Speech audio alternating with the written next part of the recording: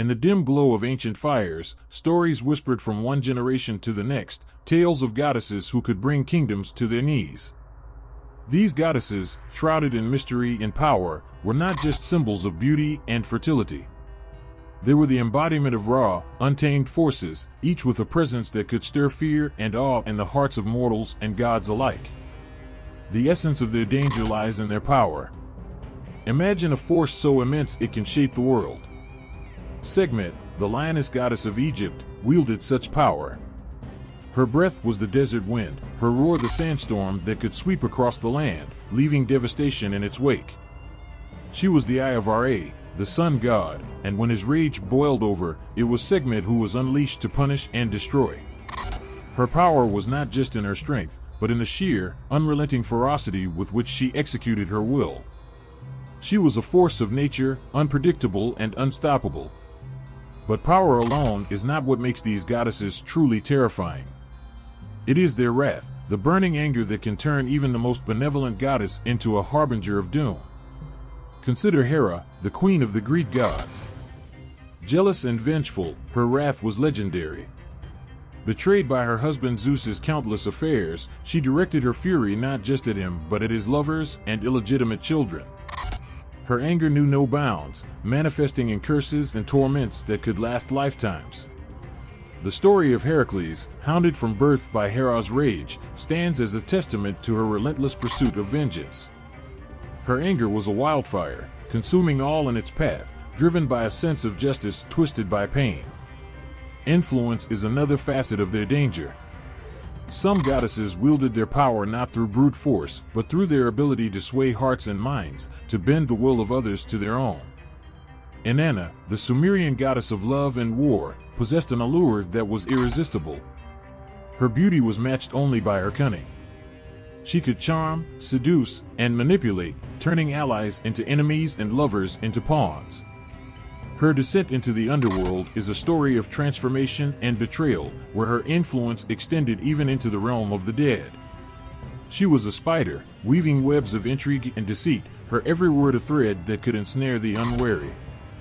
Then there are those whose danger lies in their role within the myths, the very essence of their being intertwined with death and destruction. Kali, the Hindu goddess of destruction and rebirth, is a figure of chaos and renewal.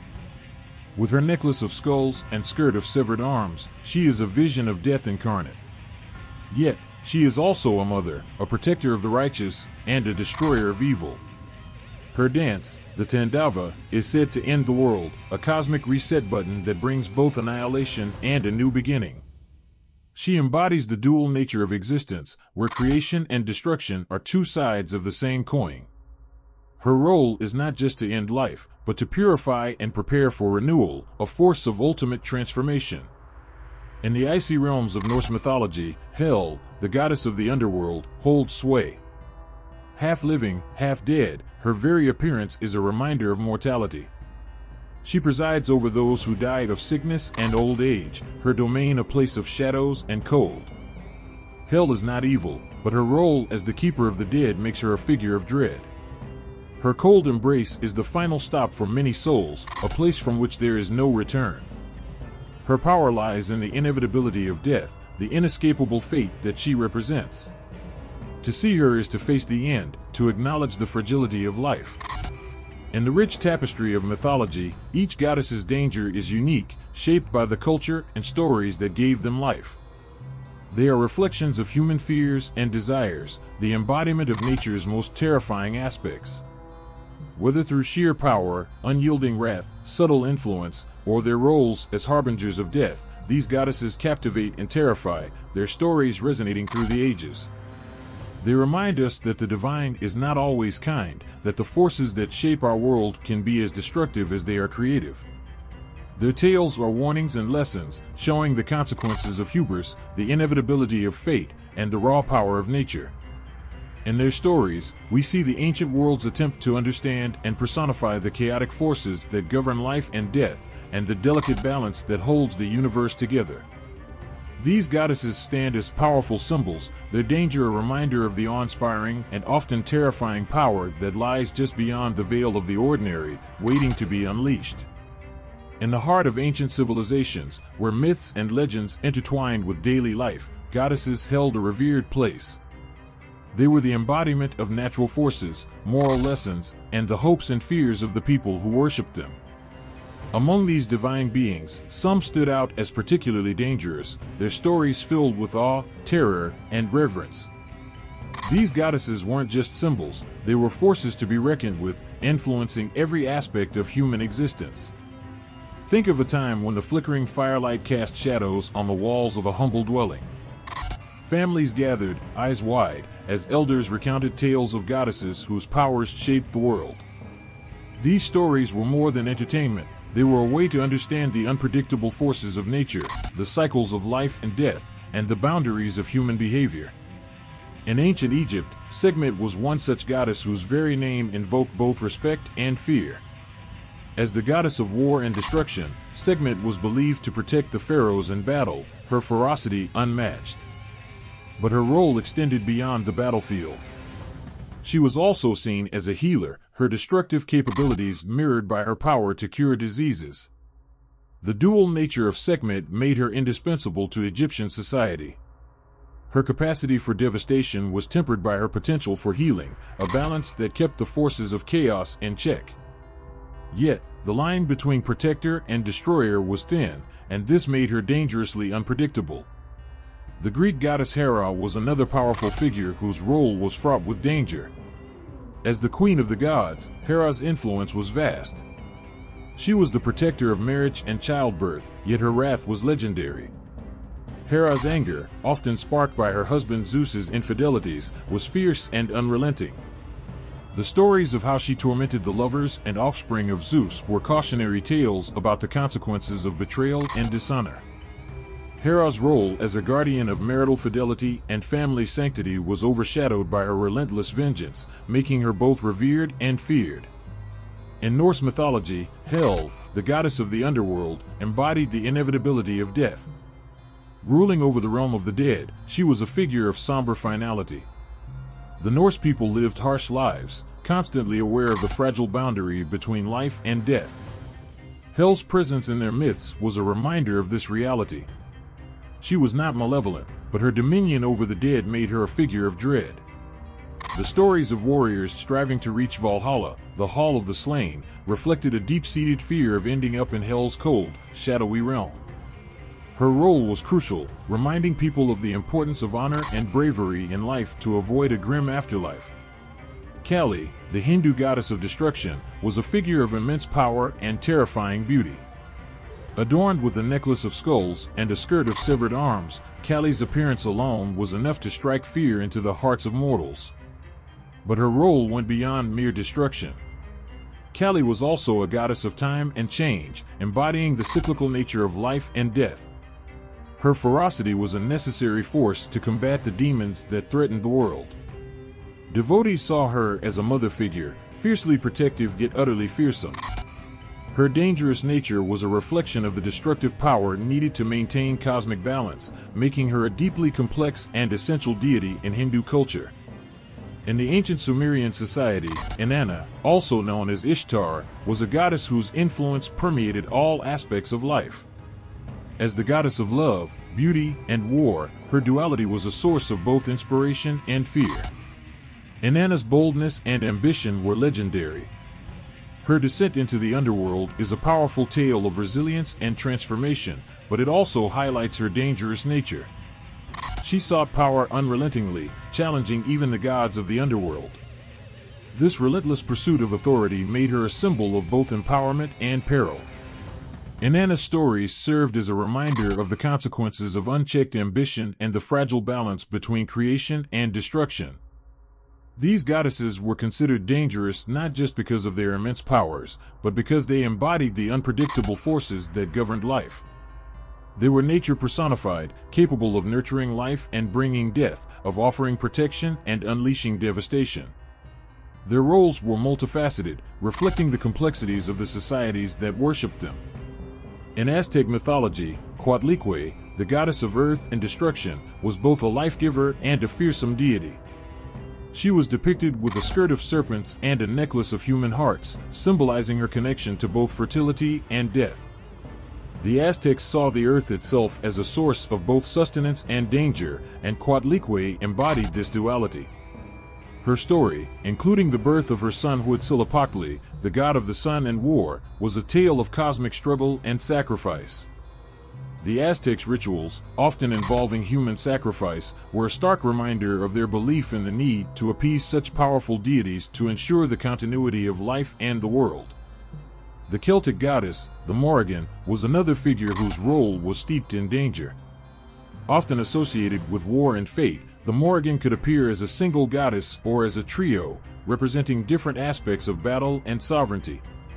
Her ability to foretell death and her presence on the battlefield were chilling reminders of the inevitability of conflict and mortality. The Morrigan's shape-shifting abilities, often taking the form of a raven or crow, symbolized the ever-present specter of death hovering over warriors. Her stories were warnings of the perils of war and the harsh realities of life, making her a powerful and ominous figure in Celtic society. These goddesses were not mere myths, they were integral to the fabric of ancient societies. They represented the forces that people could not control but had to live with, respect, and, at times, fear. The danger they embodied was a reflection of the world's unpredictability and the constant dance between creation and destruction, life and death. Their stories have endured through the ages, echoing the timeless truth that power, in all its forms, is both awe-inspiring and terrifying. In the hushed moments of twilight, as shadows stretched long and the air grew still, ancient communities would gather to share stories of their deities. Among these tales, the dangerous goddesses held a unique and profound place. These powerful figures were not just the subjects of myth, they were the very essence of the societies that revered them. Their stories, filled with both wonder and terror, were instrumental in shaping the cultural and societal norms that guided everyday life. Picture a time when the world was a place of untamed wilderness and unpredictable forces. The stories of dangerous goddesses emerged from this raw, primal landscape, capturing the imaginations and fears of the people.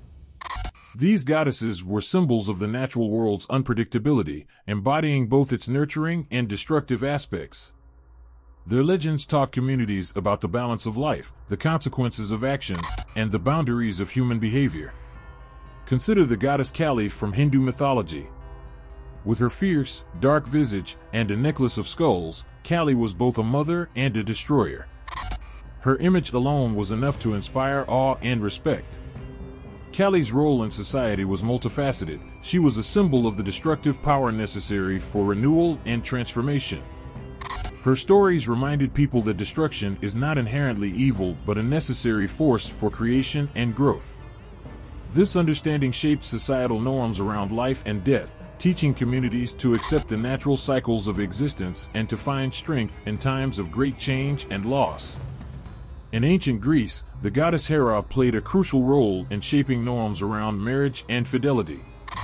Hera was the queen of the gods, fiercely protective of her marriage to Zeus. Her stories often centered around her wrath toward Zeus's many lovers and illegitimate children. These tales served as powerful lessons about the sanctity of marriage and the consequences of infidelity. Hera's unyielding stance on loyalty and her fierce punishment of betrayal reinforced the importance of marital fidelity in Greek society. Her mythological wrath was a cautionary tale that underscored the societal expectation of faithfulness and the potential chaos that infidelity could bring. The Norse goddess Hel, ruling over the realm of the dead, was a constant reminder of the inevitability of death and the importance of living honorably. In Norse culture, the concept of an honorable life was paramount, as it determined one's fate in the afterlife. Hel's cold, shadowy domain was a place of final rest for those who did not die in battle. This dichotomy between the glory of Valhalla and the somberness of Hel's underworld highlighted the cultural value placed on bravery and honor. The fear of Hel's embrace encouraged warriors to strive for valor and to lead lives that would be remembered with honor and respect. In Sumerian mythology, Inanna, also known as Ishtar, was a goddess whose stories shaped cultural norms around power and ambition. Inanna's journey to the underworld and her relentless pursuit of authority illustrated the complexities of desire and ambition. Her tales warned of the dangers of overreaching and the consequences of unchecked power. Inanna's dual nature as a goddess of love and war also reflected the balance that societies needed to maintain between passion and aggression. Her influence taught people about the importance of tempering ambition with wisdom and the need for balance in the pursuit of power. The Aztec goddess Coatlicue, with her fearsome appearance and dual role as a creator and destroyer, was central to Aztec cultural and societal norms. Coatlicue's stories emphasized the cyclical nature of life and death, creation and destruction.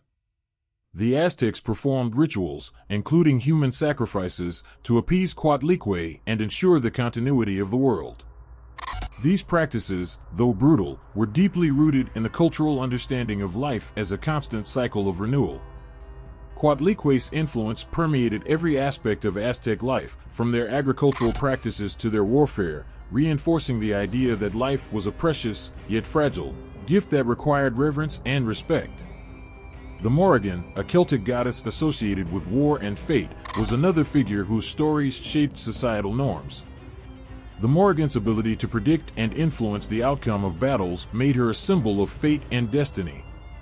Her presence on the battlefield, often in the form of a raven, was seen as an omen of death and destruction.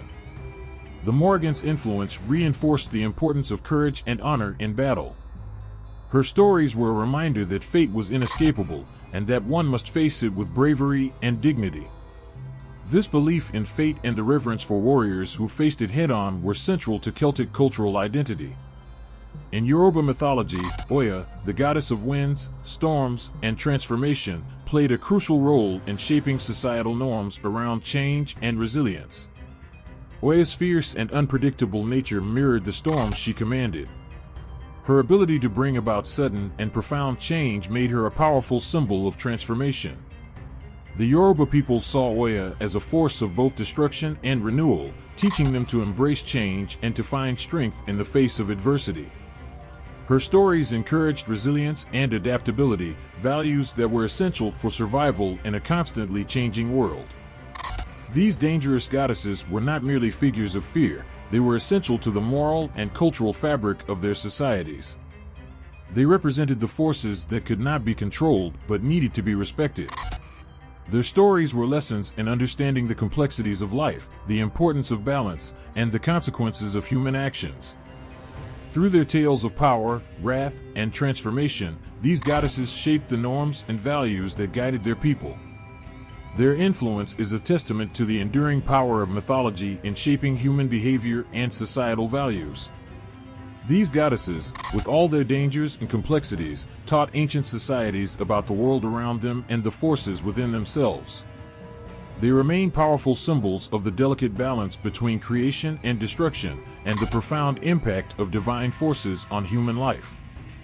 In the whispering winds of ancient times, stories of formidable goddesses spread across lands, transcending boundaries and weaving through the fabric of countless cultures.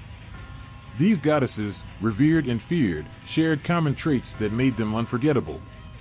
Despite their diverse origins, they embodied the raw, untamed forces of nature, and their legends resonated with the hearts and minds of those who told their tales. One night, under a sky filled with 1,000 stars, elders gathered to tell the stories of these dangerous goddesses. Their voices carried the weight of generations, each word a brushstroke painting a picture of power, wrath, and awe. As the flames of their fire flickered, the listeners leaned in, captivated by the tales that revealed the essence of these fearsome deities. One of the most striking traits these goddesses shared was their immense power. This power was not just physical but also spiritual and emotional, capable of shaking the very foundations of the world. Take Sekhmet, the Egyptian lioness goddess. Her strength was the embodiment of the sun's burning heat, capable of both nourishing the earth and scorching it barren. Sekhmet's power was a reminder of the delicate balance between life and death, a force that could heal just as easily as it could destroy. Similarly, Kali, the Hindu goddess of destruction, wielded a power that was both terrifying and awe-inspiring. With her wild hair and fierce eyes, she danced the dance of the end of the world, her every step bringing both destruction and renewal. Kali's power was a force of nature, unstoppable and all-consuming, yet it was also a source of ultimate transformation and rebirth. Her presence was a reminder that destruction was not the end, but a necessary part of the cycle of life. Another common trait was their wrath, a fierce and unrelenting anger that could be triggered by betrayal, injustice, or the need to protect. Hera, the Greek goddess, was a queen who ruled with a firm hand. Her wrath, often ignited by Zeus's infidelities, was a force to be reckoned with. She punished those who wronged her with a vengeance that was both personal and divine, her anger serving as a powerful warning against betrayal and dishonor. In the Norse pantheon, Freya, the goddess of love and war, also displayed a fierce wrath. When her necklace, the Brisingamen, was stolen, Freya's fury knew no bounds. Her determination to reclaim it showed the lengths to which she would go to protect what was hers. Freya's anger was a testament to her strength and the intensity of her emotions, making her a formidable figure in Norse mythology. Influence was another significant trait shared by these dangerous goddesses. They were not just powerful in their own right, they also had the ability to sway the hearts and minds of others. Inanna, the Sumerian goddess of love and war, used her charm and wit to manipulate those around her. Her descent into the underworld and subsequent return were tales of her cunning and influence, showcasing her ability to navigate the complex dynamics of power. Ishtar, her Akkadian counterpart, was similarly influential. She was known for her beauty and her ability to seduce and command. Her influence extended beyond the realm of the gods, affecting kings and warriors alike. Ishtar's power lay in her ability to bend others to her will, using her allure and intellect to achieve her aims. These goddesses also shared a deep connection with death and transformation. Hel, the Norse goddess of the underworld, ruled over the dead with a cold, unwavering hand. Her domain was a place of finality, a stark reminder of the inevitability of death. Hel's presence in Norse mythology emphasized the importance of living a life worthy of honor, as those who did not would find themselves in her icy embrace. Similarly, Mictlantecutli, the Aztec goddess of death, ruled over the underworld with her husband, Mictlantecutli. Her realm was a place of transformation, where the dead journeyed through 9 levels before reaching their final resting place. This journey was not just a passage, but a series of trials that mirrored the struggles and challenges of life. The stories of Mictlantecutli highlighted the belief that death was not an end, but a continuation, a transformation that was as much a part of life as birth. These goddesses were often depicted with symbols that reflected their dual nature, both nurturing and destructive. Coatlicue, the Aztec earth goddess, wore a skirt of serpents and a necklace of human hearts. Her image was a powerful reminder of the earth's ability to give life and take it away. Coatlicue's duality was a reflection of the balance that was essential to Aztec culture, a constant reminder of the interdependence of life and death. The Morrigan, the Celtic goddess of war and fate, often appeared as a trio of sisters, representing different aspects of battle and destiny. Her ability to change form, from a maiden to a crow, symbolized the ever-changing nature of life and the inescapable presence of death. The Morrigan's shape-shifting abilities were a powerful reminder of the fluidity of life and the inevitability of fate.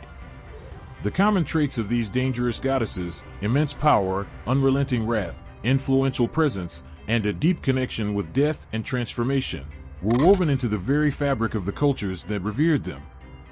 Their stories were not just tales of fear and awe, but lessons that shaped the values and beliefs of their societies. These goddesses were embodiments of the forces that governed the world, their legends a testament to the enduring power of myth in understanding the complexities of life.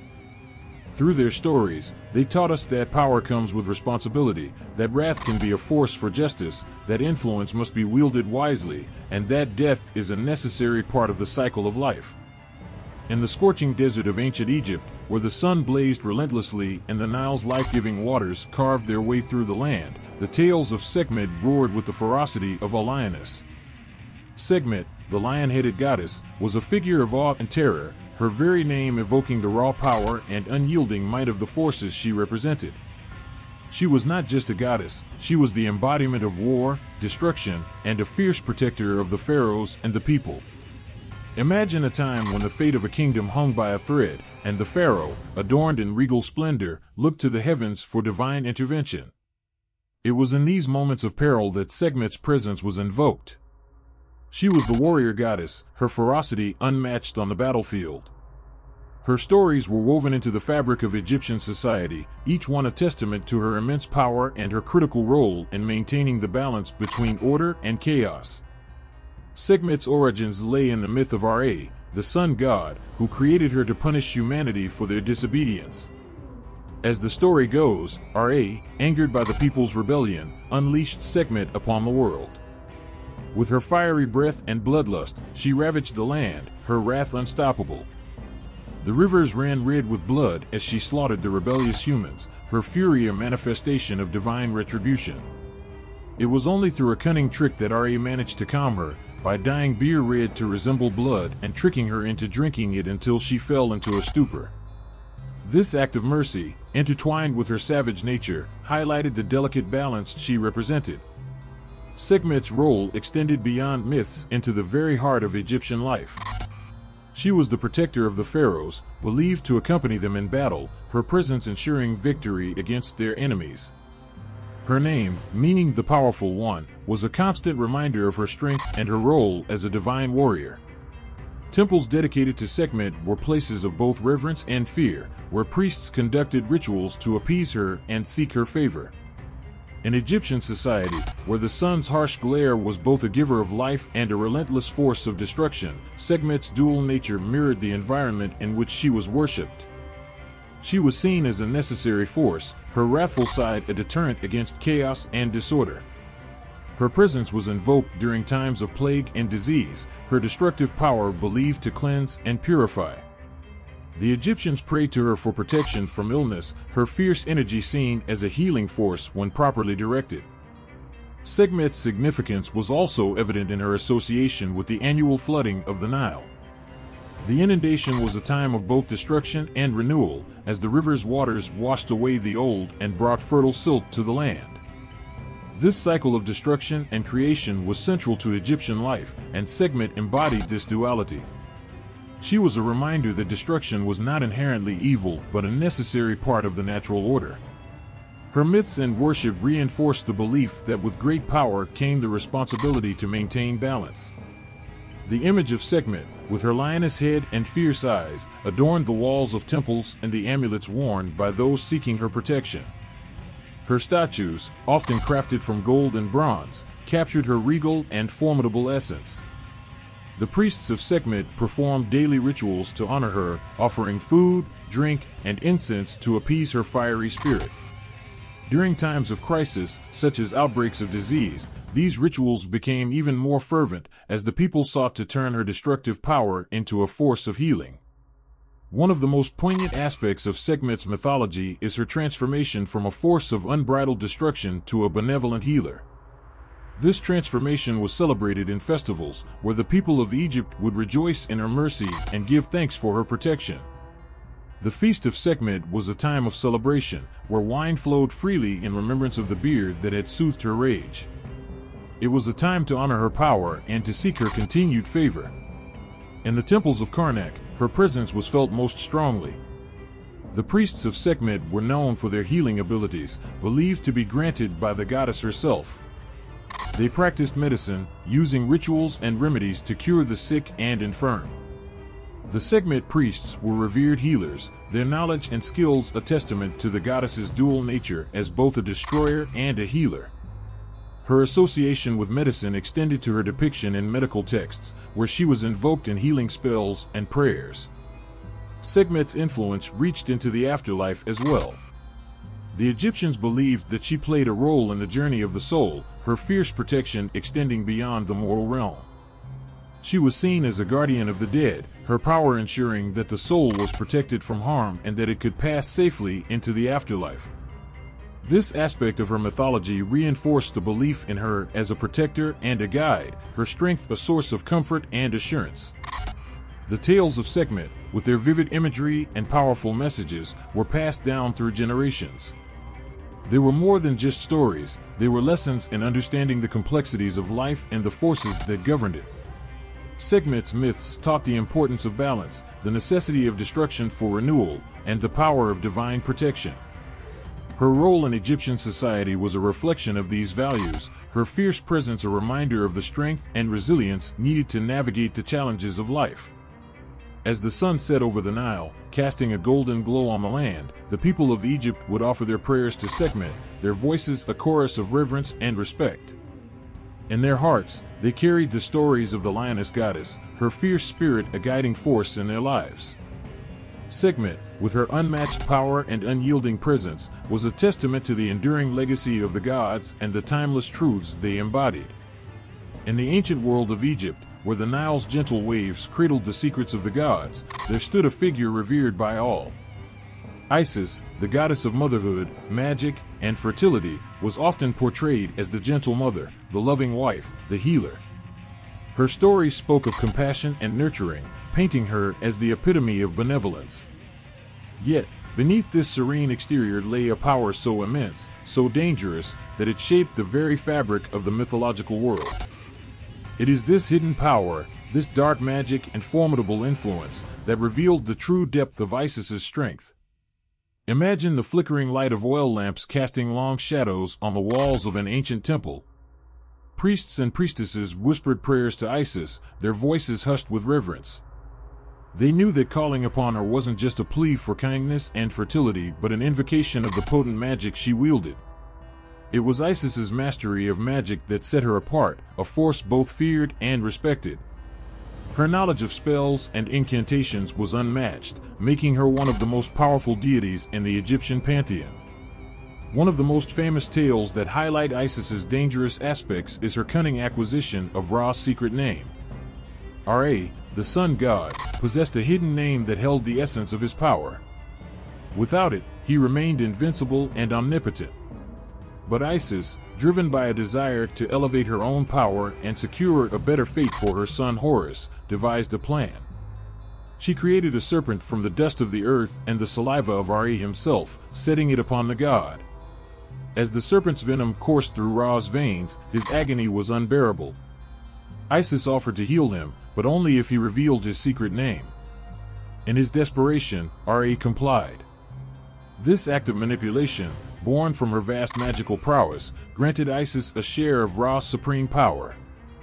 This story is more than just a tale of cunning. It illustrates Isis's willingness to wield her magic to achieve her ends, showcasing a side of her that was both strategic and formidable.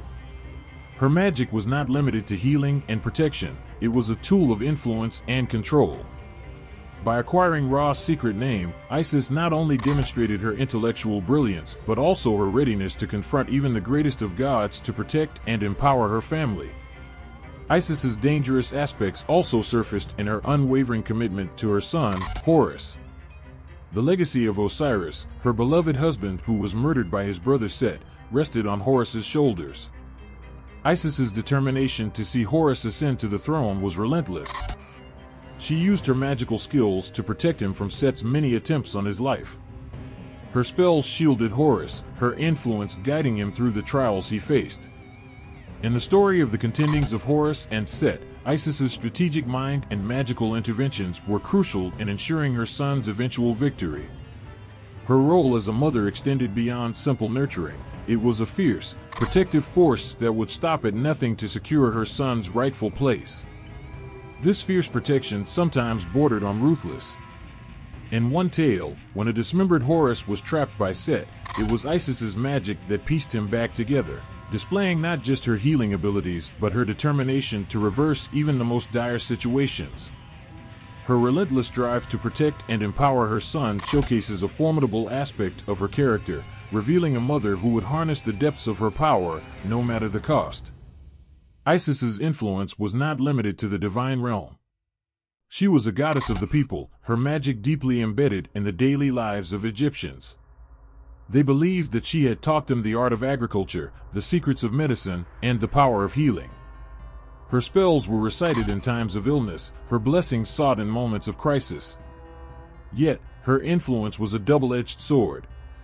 Those who revered her also feared her wrath, knowing that her magical prowess could be as destructive as it was benevolent. In the temples, rituals performed in her name were elaborate, designed to appease her and seek her favor. Her priests and priestesses were not just religious figures, they were magicians, healers, and seers, their power a direct reflection of the goddess they served. The respect and fear she commanded were intertwined, a testament to her complex nature. Her influence extended beyond life into death, as she was often invoked in funerary rites to protect and guide the deceased in the afterlife. Even in the face of death, Isis's magic was paramount. Her role in the resurrection of Osiris is a testament to this. After Set dismembered Osiris and scattered his pieces, it was Isis who painstakingly gathered and reassembled them. Using her magic, she restored Osiris to life, albeit in the underworld. This act of resurrection wasn't just an example of her power to bring life from death, but also a symbol of her unwavering dedication and the lengths she would go to for those she loved. Her magic bridged the gap between life and death, a power that commanded immense respect and a touch of fear. Isis's dangerous aspects were not confined to myths, but echoed in the very structure of Egyptian society. Her temples were centers of learning and power, her priests and priestesses wielding her magic to influence the world around them. The ancient Egyptians knew that to invoke Isis was to call upon a power that could heal and destroy, nurture and manipulate. Her magic was a reminder of the complexities of life, a force that could be both kind and cruel, depending on the need. As the sun set over the ancient land of Egypt, casting long shadows over the temples and the Nile, the stories of Isis lingered in the air. Her name was spoken with reverence and a hint of trepidation, a testament to her enduring legacy. Isis, the goddess of magic and influence, embodied a power that was as beautiful as it was dangerous, a force that shaped the world in ways both seen and unseen. Her tales, filled with both love and cunning, continue to inspire and caution, a reminder of the profound impact of her magic and the depths of her influence. In the hallowed halls of Mount Olympus, where the gods held dominion over the mortal world, there was one goddess whose name sent shivers down the spines of those who had wronged her. Hera, the queen of the gods, was not just a figure of regal authority and majestic beauty, she was a goddess of vengeance, her heart burning with the fires of retribution. Her tales are etched in the ancient scrolls of Greek mythology, stories that speak of her unyielding wrath and her relentless pursuit of justice. The sky darkens, thunder rumbles in the distance, and the air thickens with the sense of an impending storm. This is the atmosphere that accompanies the stories of Hera's vengeance. Her eyes, sharp and piercing, were ever watchful, scanning the realms for betrayal and deceit. She was not merely a passive queen, she was a protector of her dignity and the sanctity of her marriage to Zeus. Yet, this marriage was fraught with infidelity, each betrayal stoking the flames of her anger.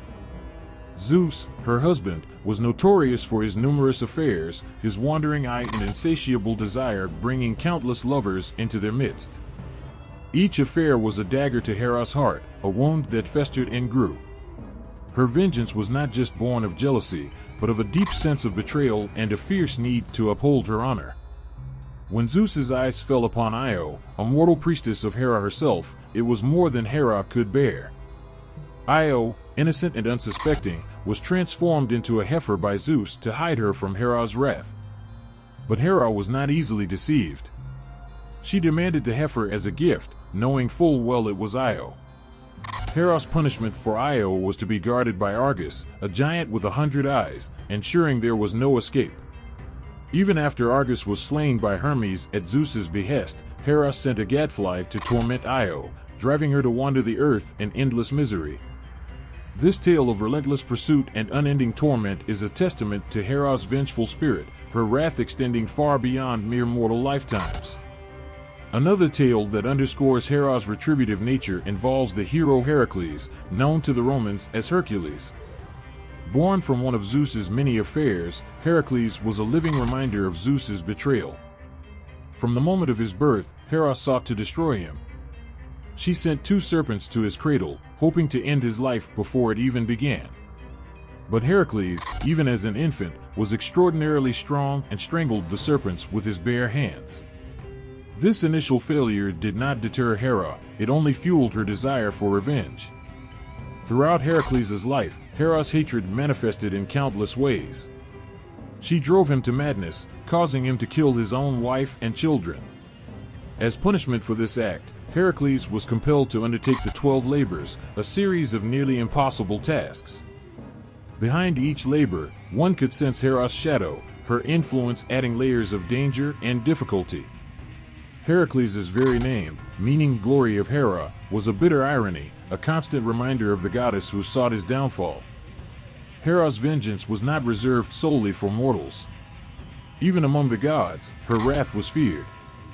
Leto, another of Zeus's lovers, bore his children, Apollo and Artemis. During her pregnancy, Hera decreed that Leto would find no refuge on land or sea. Desperate and in labor, Leto wandered until she found the floating island of Delos, where she finally gave birth. Even in her victory, Hera's curse cast a long shadow, highlighting the lengths to which she would go to punish those who crossed her. Among the many tales of Hera's retribution, the story of Echo stands out as particularly tragic. Echo was a nymph who had the unfortunate fate of crossing paths with Hera. Known for her chatter, Echo would distract Hera with endless conversation, allowing Zeus to slip away unnoticed for his trysts. When Hera discovered the deception, she cursed Echo, stripping her of her voice. From that moment on, Echo could only repeat the last words spoken to her, a cruel twist of fate that left her unable to express her own thoughts and feelings. Hera's punishment transformed Echo's existence into a shadow of its former self, a silent reflection of the goddess's unyielding will. In another story, Hera's vengeance reached the mortal queen, Semele, who was also loved by Zeus. Hera, disguised as an old woman, befriended Semele and planted seeds of doubt in her mind about Zeus's true identity. Persuaded by Hera's cunning words, Semele demanded that Zeus reveal himself in his divine form. Bound by his oath, Zeus appeared as a god, and the sight of his true form incinerated Semele. The unborn child within her, Dionysus, was later saved by Zeus, but Semele's fate was sealed by Hera's cunning and her relentless need to exact retribution. Hera's tales are filled with such poignant moments of suffering and revenge, each story a testament to her formidable nature. Her anger was not just a personal vendetta, it was a force of nature, a divine retribution that sought to maintain the sanctity of her position and the integrity of her marriage. She was a goddess who embodied the pain of betrayal and the fierce determination to punish those who dared to wrong her. Yet, amid her vengeful acts, there was an underlying strength and resilience that defined Hera. She was not merely a scorned wife, but a powerful deity who demanded respect and loyalty. Her stories, filled with both wrath and justice, reveal a complex character, a goddess whose vengeance was a reflection of her deep-seated values and her unwavering commitment to maintaining her honor. In the annals of Greek mythology, Hera's name is etched as a symbol of relentless retribution. Her tales serve as a powerful reminder of the consequences of betrayal and the enduring strength of a goddess who would not be wronged. Her wrath, as fierce as the storms she could conjure, was a force that left an indelible mark on the world of gods and mortals alike. In the realm of Greek mythology, where heroes clashed with monsters and gods toyed with mortal lives, there exists a figure whose story evokes both fear and sympathy. Medusa, with her serpent hair and gaze that turned men to stone, is not merely a monster but a tragic figure whose tale is woven with themes of betrayal, transformation, and the relentless pursuit of justice. Her story transcends the boundaries of myth, resonating with the timeless struggles of identity and acceptance. Imagine a time when the world was young, and the gods walked among mortals. Medusa, once a beautiful maiden with flowing hair and a radiant smile, lived in the shadow of Athena, the goddess of wisdom and war. Athena, known for her beauty and intellect, was admired by all, including Poseidon, the god of the sea. It was in Athena's temple that Poseidon's desires took hold, and Medusa, a mere mortal, became ensnared in a divine conflict she could not comprehend. Poseidon's advances were forceful and unwelcome, yet Medusa's pleas for mercy fell on deaf ears. In a moment of divine fury, Athena's sanctuary was desecrated, and Medusa, through no fault of her own, was transformed into a creature of nightmares. Her once lustrous hair twisted into venomous serpents, her gaze turned deadly, capable of petrifying any who dared to look upon her. This curse, wrought by Athena's wrath and Poseidon's lust, marked the beginning of Medusa's tragic descent into darkness. Medusa's transformation was not just physical but psychological. Cast out from society, she became a pariah, feared and reviled by those who once admired her beauty. The very sight of her turned men to stone, a cruel irony that mirrored the heartache and isolation she felt. Her reflection, once a source of pride, became a reminder of the monstrous creature she had become, a creature born of betrayal and condemned to a life of solitude. Yet, amid the despair, Medusa's story speaks of resilience and defiance. She retreated to the edges of the world, to a desolate island where no mortal dared to tread. There, amidst the crashing waves and barren cliffs, she found solace in her solitude. Her serpents became her companions, their whispers a bittersweet echo of her former self. She hunted alone, surviving on the fringes of society, a testament to her strength and determination to endure. But Medusa's fate was entwined with that of heroes, for in the world of Greek mythology, fate is a tapestry woven by gods and mortals alike. Perseus, the brave son of Zeus, was tasked with a quest that would forever alter the course of Medusa's life. Guided by Athena, who sought retribution for the desecration of her temple, Perseus ventured into the heart of darkness to face the Gorgon. The encounter between Perseus and Medusa was not just a battle of swords and shields, but a clash of destinies. Medusa, whose heart had once known love and beauty, now faced a hero determined to slay her and claim her head as a trophy. In her cave, amidst the bones of those who had dared to challenge her, Medusa confronted Perseus with a mix of fury and resignation. She fought fiercely, her serpents hissing and striking, but in the end, Perseus prevailed. With Athena's shield as a mirror and Hermes' winged sandals to aid him, Perseus avoided Medusa's deadly gaze. With a swift stroke of his sword, he severed her head from her shoulders. In that moment, Medusa's curse was ended, her life extinguished by the very hero who had been sent to destroy her. Her head, now a weapon imbued with the power to turn enemies to stone, became a symbol of victory and divine justice. Yet, Medusa's story does not end with her death. In death, she found a semblance of peace, released from the torment of her curse and the loneliness of her exile. Her head, a relic of both terror and triumph, found its way into the hands of heroes and gods, its power coveted and feared. The tale of Medusa, the once beautiful maiden turned monstrous Gorgon, became a cautionary tale, a reminder of the consequences of divine wrath and mortal frailty. In the echoes of her story, one can find themes of transformation and redemption. Medusa's curse was not just a punishment but a catalyst for change, a metamorphosis that shaped her into a figure of both danger and tragedy. Her tale resonates with the struggles of identity and the quest for acceptance, themes that transcend the boundaries of myth and resonate with the human experience. The legacy of Medusa endures through the ages, her image immortalized in art and literature. She is more than a monster, she is a symbol of resilience in the face of adversity, a reminder that even the most tragic of tales can carry lessons of strength and perseverance. Her story, with its twists of fate and clashes of divine will, continues to captivate and inspire, inviting us to contemplate the complexities of fate and the enduring power of myth. In the shadows of ancient Greece, where the gods ruled from their celestial thrones and mortal lives danced at the whim of fate, there existed a trio of deities whose very presence struck fear into the hearts of wrongdoers.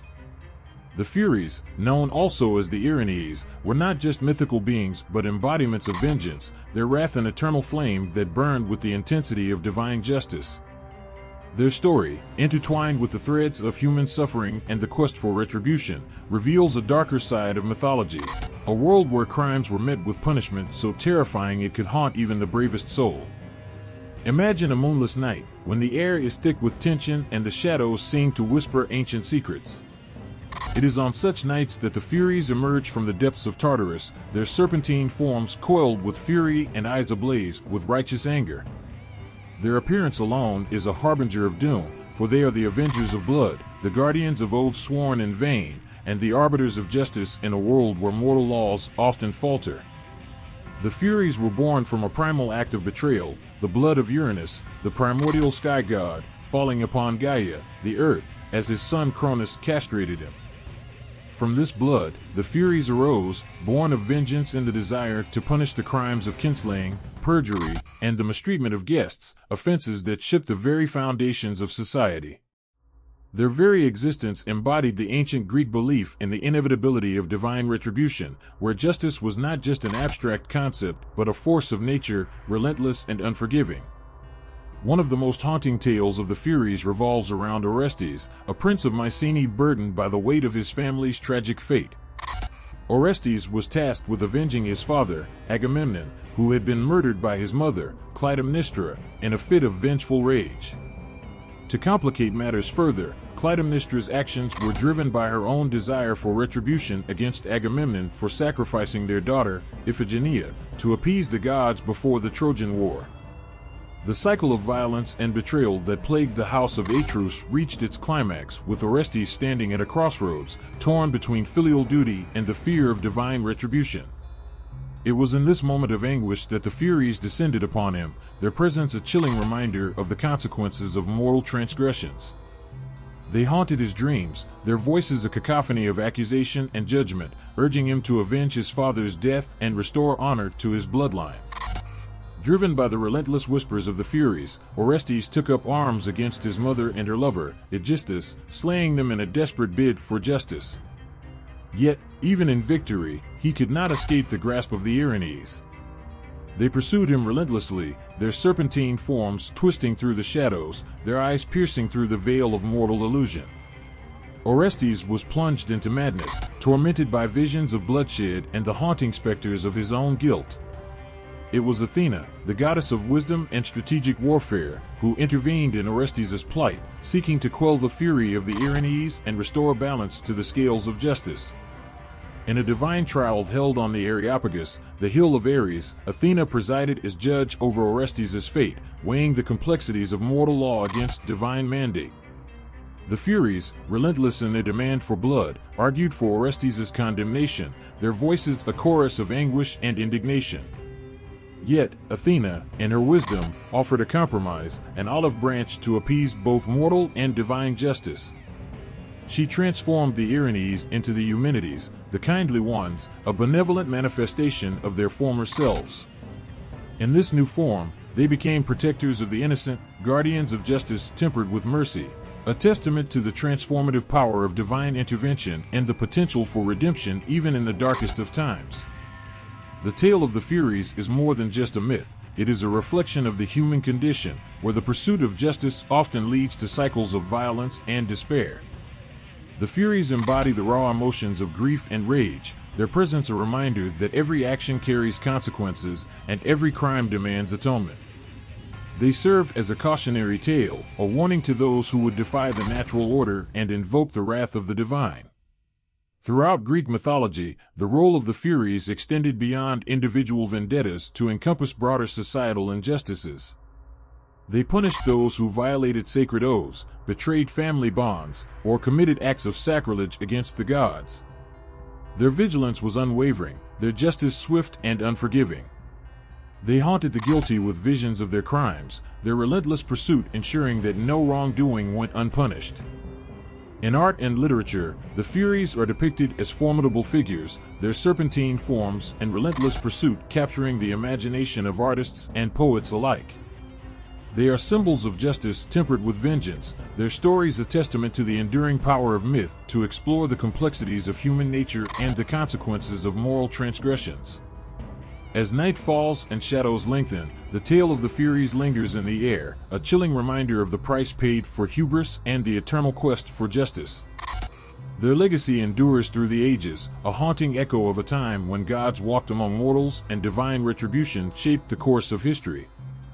The Furies, with their eyes ablaze and hearts aflame, continue to haunt the annals of mythology, a testament to the enduring power of justice and the inevitability of divine wrath. In the vast tapestry of Norse mythology, where gods and giants clashed amidst the rugged landscapes of the ancient North, there exists a figure whose name evokes both awe and dread. Hel, the ruler of the underworld, presides over a realm shrouded in darkness and mystery, a place where the souls of the departed find their final resting place. Her story is one of power and isolation, of loneliness and the inexorable march of fate. Imagine a world where the boundaries between life and death blur into shadow. It is in this realm that Hel holds sway, her domain stretching beneath the roots of Yggdrasil, the world tree that connects the 9 realms of Norse cosmology. Here, the air is cold and still, the ground perpetually frozen beneath a bleak sky.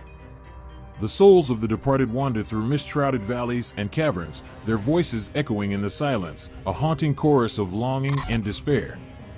Hel herself is a figure both feared and pitied, for she is not just a ruler but a creature of dual nature. Her appearance is said to be half living and half dead, a visage that mirrors the realm she governs. One side of her face is fair and youthful, reminiscent of the vibrant realm of the living, while the other side is skeletal and decaying, a stark reminder of the inevitability of death. This duality symbolizes Hel's role as both harbinger of the end and caretaker of the departed. Hel's story begins with her birth, a tale steeped in tragedy and divine politics. She is the daughter of Loki, the trickster god of fire, and the giantess Angerboda. Born with a body that shared the traits of both gods and giants, Hel was cast out from Asgard, the realm of the Aesir gods, and sent to Niflheim, the realm of ice and mist. Odin, the All-Father, deemed her appearance and lineage too unsettling to be accepted among the gods, a decision that shaped Hel's fate and her perception in the eyes of mortals and gods alike. In Niflheim, Hel carved out her kingdom amidst the icy wastes, where the river Ilivagar flowed with freezing waters and the mountains loomed like ancient sentinels. Her hall, known as Ljnr, stood at the heart of her realm, a place where the dead gathered in eternal silence. Here, Hel welcomed the souls of those who had passed from the world of the living, offering them a sanctuary where they could find peace or suffering, depending on their deeds in life. Hel's role as ruler of the underworld is not merely administrative, but deeply personal. She is tasked with judging the souls that come under her care, determining their fate based on the actions and choices they made in life. For those who lived virtuous lives, Hel offers solace and rest in the shadowy halls of her domain. But for those who were wicked or deceitful, Hel's judgment is swift and unyielding, their punishment a reflection of their earthly sins. One of the most poignant tales involving Hel is the story of Baldur, the beloved son of Odin and Frigg, whose tragic death cast a shadow over Asgard. Baldur was known for his beauty and goodness, beloved by all who knew him. Yet, his fate was sealed when Loki, consumed by jealousy and malice, devised a plan to bring about Baldur's downfall. He discovered that mistletoe, seemingly harmless, was the one substance that could harm Baldur, a secret he shared with Hödr, Baldur's blind brother.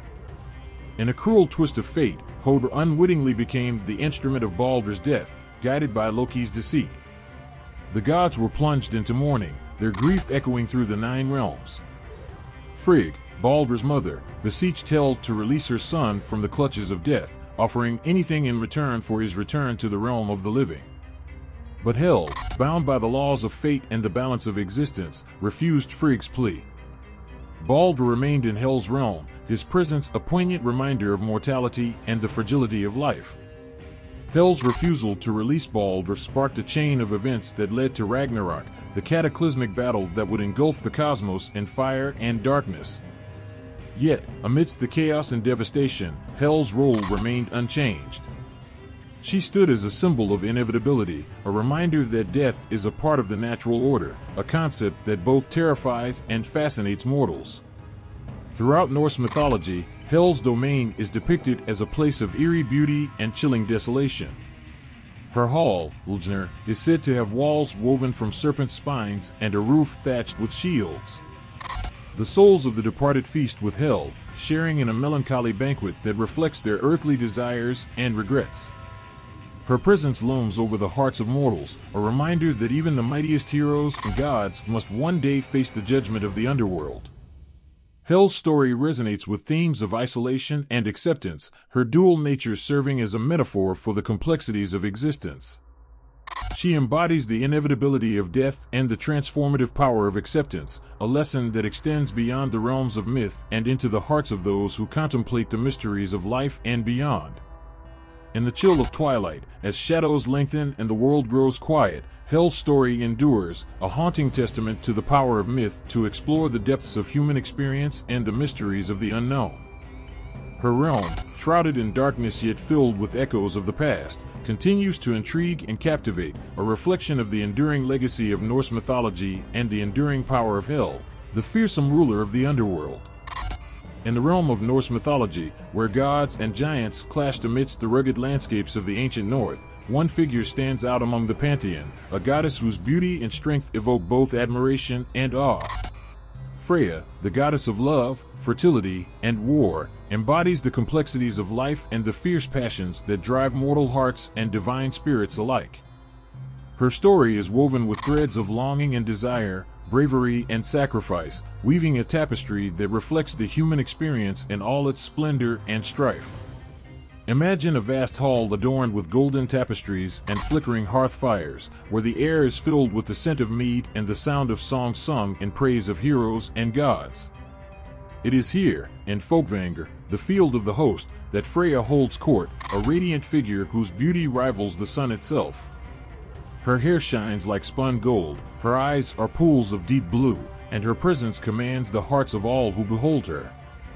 Yet, beyond her appearance lies a spirit of unmatched strength and determination, for Freya is not just a goddess of beauty but a warrior whose prowess in battle rivals that of any god or mortal. Freya's domain encompasses love and fertility, aspects that bring warmth and life to the harsh landscapes of the Norse world. She is revered as the patroness of love and desire, presiding over marriages and unions with a benevolence that mirrors the joys and sorrows of mortal hearts. Her tears are said to be made of gold, shed for lost loves and unfulfilled dreams, a poignant reminder of the vulnerability that lies beneath her divine facade. Yet, it is Freya's role as a goddess of war that sets her apart from her counterparts in other mythologies. She rides into battle clad in armor wrought from shimmering scales, her chariot pulled by mighty cats that leap with the ferocity of thunder. In her hand she wields a spear named Gungnir, crafted by the legendary dwarven smiths and imbued with the power to strike true and pierce the hearts of her enemies. Her battlefield prowess is legendary, inspiring courage in the hearts of warriors and striking fear into the hearts of those who would oppose her. One of the most stirring tales of Freya's warrior aspect revolves around her relentless pursuit of her husband, Odr, who had ventured far from their home in Asgard. Odr's absence plunged Freya into despair, her heart consumed by longing and grief. Undeterred by danger or hardship, Freya embarked on a quest to find her beloved husband, journeying through realms both mortal and divine in her search for answers. Her journey led her to distant lands and perilous trials, where she faced challenges that tested her courage and resilience. She battled monstrous beasts and cunning foes, her determination fueled by love and the promise of reunion. Her search took her to the far reaches of the Norse cosmos, where she traversed dark forests and treacherous seas, guided by the light of her undying love for Odr. In her quest, Freya's warrior spirit shone brightly, her prowess in battle unmatched by any who dared to challenge her. She fought with the fury of a storm, her spear striking true and her chariot thundering across the battlefield. Her courage inspired armies and her valor became legend, a testament to the indomitable spirit of a goddess driven by love and devotion. Yet, amidst her triumphs on the battlefield, Freya's heart remained heavy with longing. Her search for Odr led her to confrontations with powerful beings and dark forces that sought to thwart her quest. She faced betrayal and deception, her path fraught with peril and uncertainty. But through it all, Freya's resolve never faltered, her love for Odr a beacon that guided her through the darkest of nights. In the end, Freya's perseverance was rewarded, and her reunion with Odr became a symbol of enduring love and the triumph of the heart over adversity. Their embrace echoed through the halls of Asgard, a testament to the power of love to overcome even the greatest of challenges. Freya's story resonates with themes of bravery and sacrifice, of longing and fulfillment, a reminder that love, in all its forms, is a force that transcends the boundaries of mortal existence and shapes the destinies of gods and mortals alike. In the chill of winter nights, when the stars shine bright and the fires burn low, Freya's story endures, a testament to the enduring power of love and the fierce determination of a goddess whose spirit blazes like a flame in the darkness. Her presence lingers in the hearts of those who hear her tale, inspiring courage and hope in the face of adversity. Freya, goddess of love, fertility, and war, stands as a beacon of strength and resilience, a reminder that within each of us lies the power to conquer our fears and embrace our deepest desires. In the tapestry of Hindu mythology, where gods and demons dance amidst the cosmos, there exists a figure whose name evokes both awe and reverence, a goddess whose fierce countenance embodies the primal forces of creation and destruction. Kali, the Dark Mother Goddess, is a deity whose myths and rituals weave a tale of power, transformation, and the eternal cycle of life and death. Her story is a testament to the depths of human emotion and the profound mysteries of existence, where darkness and light converge in a dance of divine ecstasy. Imagine a moonless night, when the air is thick with the scent of incense and the sound of rhythmic chanting echoes through the temple halls. It is on such nights that Kali is worshipped with fervent devotion, her presence invoked through rituals that seek to harness her transformative power. Her image, adorned with garlands of skulls and a necklace of severed heads, strikes a fearsome yet awe-inspiring figure, a reminder of the impermanence of earthly existence and the inevitability of divine justice. Kali's origins are rooted in ancient texts and oral traditions that speak of her as the embodiment of Shakti, the primordial cosmic energy that gives birth to and sustains the universe. She is often depicted as the consort of Shiva, the god of destruction and transformation, with whom she shares a deep and passionate bond. Together, they form a divine union that transcends the boundaries of mortal understanding, their dance symbolizing the eternal interplay of creation and dissolution. One of the most striking myths surrounding Kali centers around her role in the defeat of the demon Raktabija. According to legend, Raktabija possessed a boon that allowed him to create a new demon from every drop of blood spilled from his body. His rampage threatened to overwhelm the gods themselves, who turned to Kali for aid in their hour of need. With her sword raised high and her tongue extended in a fearsome roar, Kali confronted Raktabija on the battlefield. In a display of divine wrath and determination, Kali unleashed her fury upon the demon horde, her sword cutting through their ranks like a scythe through wheat. With each blow, Raktabija's blood flowed like rivers, spawning new adversaries in an endless cycle of violence. Undeterred, Kali drank the demon's blood before it could touch the ground, preventing new demons from arising and ensuring victory for the gods. Kali's victory over Raktabija is celebrated in Hindu festivals and rituals that honor her as the ultimate protector against evil forces. Her image is adorned with offerings of flowers and fruits, symbolizing the bounty of creation and the cycle of life. Devotees invoke her name with reverence and awe, seeking her blessings for strength, courage, and protection in the face of adversity. Yet, Kali is not just a goddess of destruction, but also a symbol of transformation and renewal. Her fierce appearance and terrifying aspect are meant to awaken devotees to the impermanence of worldly attachments and the inevitability of change. She is often depicted with a garland of severed heads, each representing the ego and delusions that bind mortals to suffering. By confronting and transcending these illusions, devotees seek to attain liberation and spiritual enlightenment.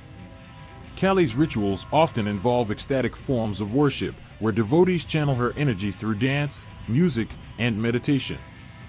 These practices aim to awaken the dormant Kundalini energy, a divine force said to reside at the base of the spine, and ascend towards union with the divine. Kali's fierce presence in these rituals serves as a catalyst for spiritual transformation, purifying devotees of impurities and guiding them towards liberation from the cycle of birth and death. In the hearts of her devotees, Kali inspires both fear and awe, a goddess whose wrath can shatter illusions and whose compassion can heal the soul. Her mythology and rituals continue to resonate across generations, offering a profound glimpse into the mysteries of existence and the transformative power of divine grace. Through her stories, Kali teaches us the importance of embracing change, confronting our fears, and surrendering to the flow of life's eternal dance.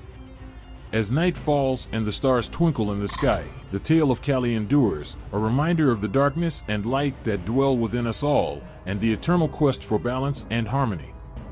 Her image, fierce and untamed, beckons us to embrace our true nature and seek liberation from the bonds of ignorance and suffering. In her embrace, we find the courage to confront our fears and the strength to awaken to the boundless potential of our own divine essence. In the pantheon of Hindu deities, amidst the celestial hymns and ancient tales, there exists a figure whose name resonates with power and valor. A goddess whose divine presence embodies the relentless pursuit of justice and the triumph of good over evil. Durga, the warrior goddess, stands as a beacon of courage and strength, revered for her unwavering resolve and her pivotal role in the cosmic struggle against darkness. Her story is etched in the hearts of millions, a testament to the indomitable spirit that resides within every soul and the timeless battle between righteousness and malevolence. Picture a world where shadows gather like storm clouds on the horizon, where the cries of the oppressed echo through the valleys and the wickedness of tyrants casts a pall over the land. It is in such times of turmoil and despair that Durga emerges, riding atop a majestic lion with a gleaming sword in hand and an aura of divine radiance that pierces the veil of darkness. Her eyes blaze with righteous fury, her brow adorned with a crown of stars, and her presence commands the forces of heaven and earth to rally to her cause. Durga's origins lie in ancient texts and scriptures that speak of her birth from the collective energies of the gods, forged into a formidable warrior goddess to combat the demon Mahishasura, a malevolent force who had unleashed chaos and terror upon the celestial realms. Gifted with unparalleled strength and armed with divine weapons bestowed by each deity, Durga descended upon the battlefield like a tempest, her very presence striking fear into the hearts of demons and inspiring hope in the hearts of the oppressed. The battle between Durga and Mahishasura raged with ferocity unmatched by any other conflict in the annals of myth. Mahishasura, with his shape-shifting abilities and dark sorcery, sought to overwhelm Durga with his cunning and brute strength. Yet, Durga's courage and prowess were unwavering, her sword slashing through the ranks of demon armies with precision and determination. Each blow struck a blow against injustice and cruelty, each step forward a testament to the resilience of the human spirit in the face of adversity. The climax of the battle came as Durga confronted Mahishasura in his true form, a monstrous buffalo that thundered across the battlefield with destructive fury. Undeterred, Durga unleashed a torrent of divine energy, her sword slicing through the demon's hide with a thunderous roar. With a final strike, she vanquished Mahishasura, his defeated form crumbling into dust beneath her feet. The heavens erupted in jubilation, celestial beings showering petals and singing praises to the victorious goddess who had restored balance and harmony to the cosmos. Durga's triumph over Mahishasura is celebrated annually during the festival of Durga Puja, where devotees honor her as the divine mother and protector of humanity. Her image, crafted with meticulous detail and adorned with vibrant colors, is worshipped with fervent devotion in temples and household shrines alike. Offerings of flowers, fruits, and sweets are made to Durga and her divine companions, Lakshmi, Sarasvati, Ganesh, and Kartikeya, as devotees seek their blessings for prosperity, wisdom, and protection. Beyond her role as a warrior goddess, Durga embodies the qualities of a compassionate mother who nurtures and guides her devotees through life's trials and tribulations. Her many arms symbolize her ability to multitask and offer aid to those in need, her compassionate gaze piercing through the darkness of suffering and illuminating the path to salvation. Through prayers and rituals, devotees seek to invoke Durga's presence in their lives, seeking solace and strength in times of hardship and adversity. Durga's mythology and symbolism extend beyond the battlefield, encompassing a rich tapestry of stories and teachings that emphasize the importance of courage, righteousness, and devotion. Her victory over Mahishasura serves as a timeless reminder of the power of good over evil, the triumph of light over darkness, and the eternal struggle for justice in a world beset by chaos and discord. As the sun sets and darkness descends upon the world, the tale of Durga endures, a testament to the enduring power of faith and the indomitable spirit of a goddess whose name echoes through the ages. Her story resonates with all who hear it, inspiring courage and hope in the face of adversity and reminding us that within each of us lies the strength to overcome our fears and confront the shadows that threaten to consume us. Durga, warrior goddess and divine protector, stands as a symbol of hope and resilience, a guiding light in the eternal quest for truth and righteousness. In the shadowy depths of ancient Mesopotamian mythology, where gods and mortals tread the delicate balance between life and death, there exists a figure whose name strikes fear and reverence in equal measure, a goddess whose dominion over the underworld embodies the mysteries of mortality and the inevitability of the soul's journey beyond the mortal realm. Ereshkigal, the formidable goddess of the underworld, stands as a testament to the ancient Mesopotamian belief in the afterlife and the transformative power of death. Imagine a land shrouded in perpetual twilight, where the whispers of departed souls echo through cavernous halls and the cold embrace of eternity beckons to those who dare to tread its darkened paths. It is here, in the realm of Kur, that Ereshkigal holds court, a figure of solemn beauty whose presence commands the respect of both gods and mortals. Her throne is carved from obsidian, adorned with jewels that shimmer with the faint glow of distant stars, and her gaze pierces through the veil that separates the living from the dead. Ereshkigal's origins are steeped in ancient myths and legends that speak of her birth from the union of the sky god Anu and the earth goddess Ki. As the sister of Inanna, the goddess of love and fertility, Ereshkigal presides over the underworld with a sense of duty and solemnity befitting her role as the keeper of souls. She is often depicted with a crown of 7 gates, each symbolizing a stage in the soul's journey through the underworld, a labyrinthine realm where the fate of the departed is decided with impartiality and finality. One of the most poignant tales of Ereshkigal revolves around her encounter with her sister, Inanna, who sought to descend into the underworld in search of wisdom and knowledge. Inanna's journey was fraught with peril and challenges, as she passed through 7 gates, each requiring her to relinquish a piece of her divine attire and identity. At each gate, Inanna faced trials that tested her courage and resolve, her determination fueled by the desire to transcend mortal limitations and gain the wisdom of the underworld. Upon reaching the throne room of Ereshkigal, Inanna was confronted by the chilling presence of her sister, whose grief and sorrow mirrored the anguish of all who had journeyed into the realm of Kur. In a moment of divine reckoning, Ereshkigal stripped Inanna of her life and hung her body on a hook, leaving her sister to languish in the darkness of the underworld. Yet, in her absence, the balance of the cosmos was disturbed, and the gods intervened to restore Inanna to life, invoking the sacred rites of resurrection and renewal. Ereshkigal's role as the goddess of the underworld extends beyond her duties as a guardian of souls. She is also revered as a symbol of transformation and renewal, her dominion over death representing the cyclical nature of existence and the eternal cycle of birth, death, and rebirth. In Mesopotamian rituals and ceremonies, devotees invoke Ereshkigal's name with reverence and humility, seeking her blessings for guidance and protection in the journey beyond the mortal realm. In the hearts of ancient Mesopotamians, Ereshkigal inspires both fear and awe, a goddess whose presence evokes a deep sense of reverence for the mysteries of the afterlife and the impermanence of earthly existence. Her myths and rituals continue to resonate across cultures and civilizations, offering a glimpse into the ancient beliefs and customs that shape the worldview of ancient peoples. As twilight descends and the stars twinkle in the night sky, the tale of Ereshkigal endures, a testament to the enduring power of myth and the profound mysteries that lie beyond the threshold of life and death. Her image, solemn and majestic, serves as a reminder of the fragile balance between the mortal and divine, and the eternal quest for understanding in the face of the unknown.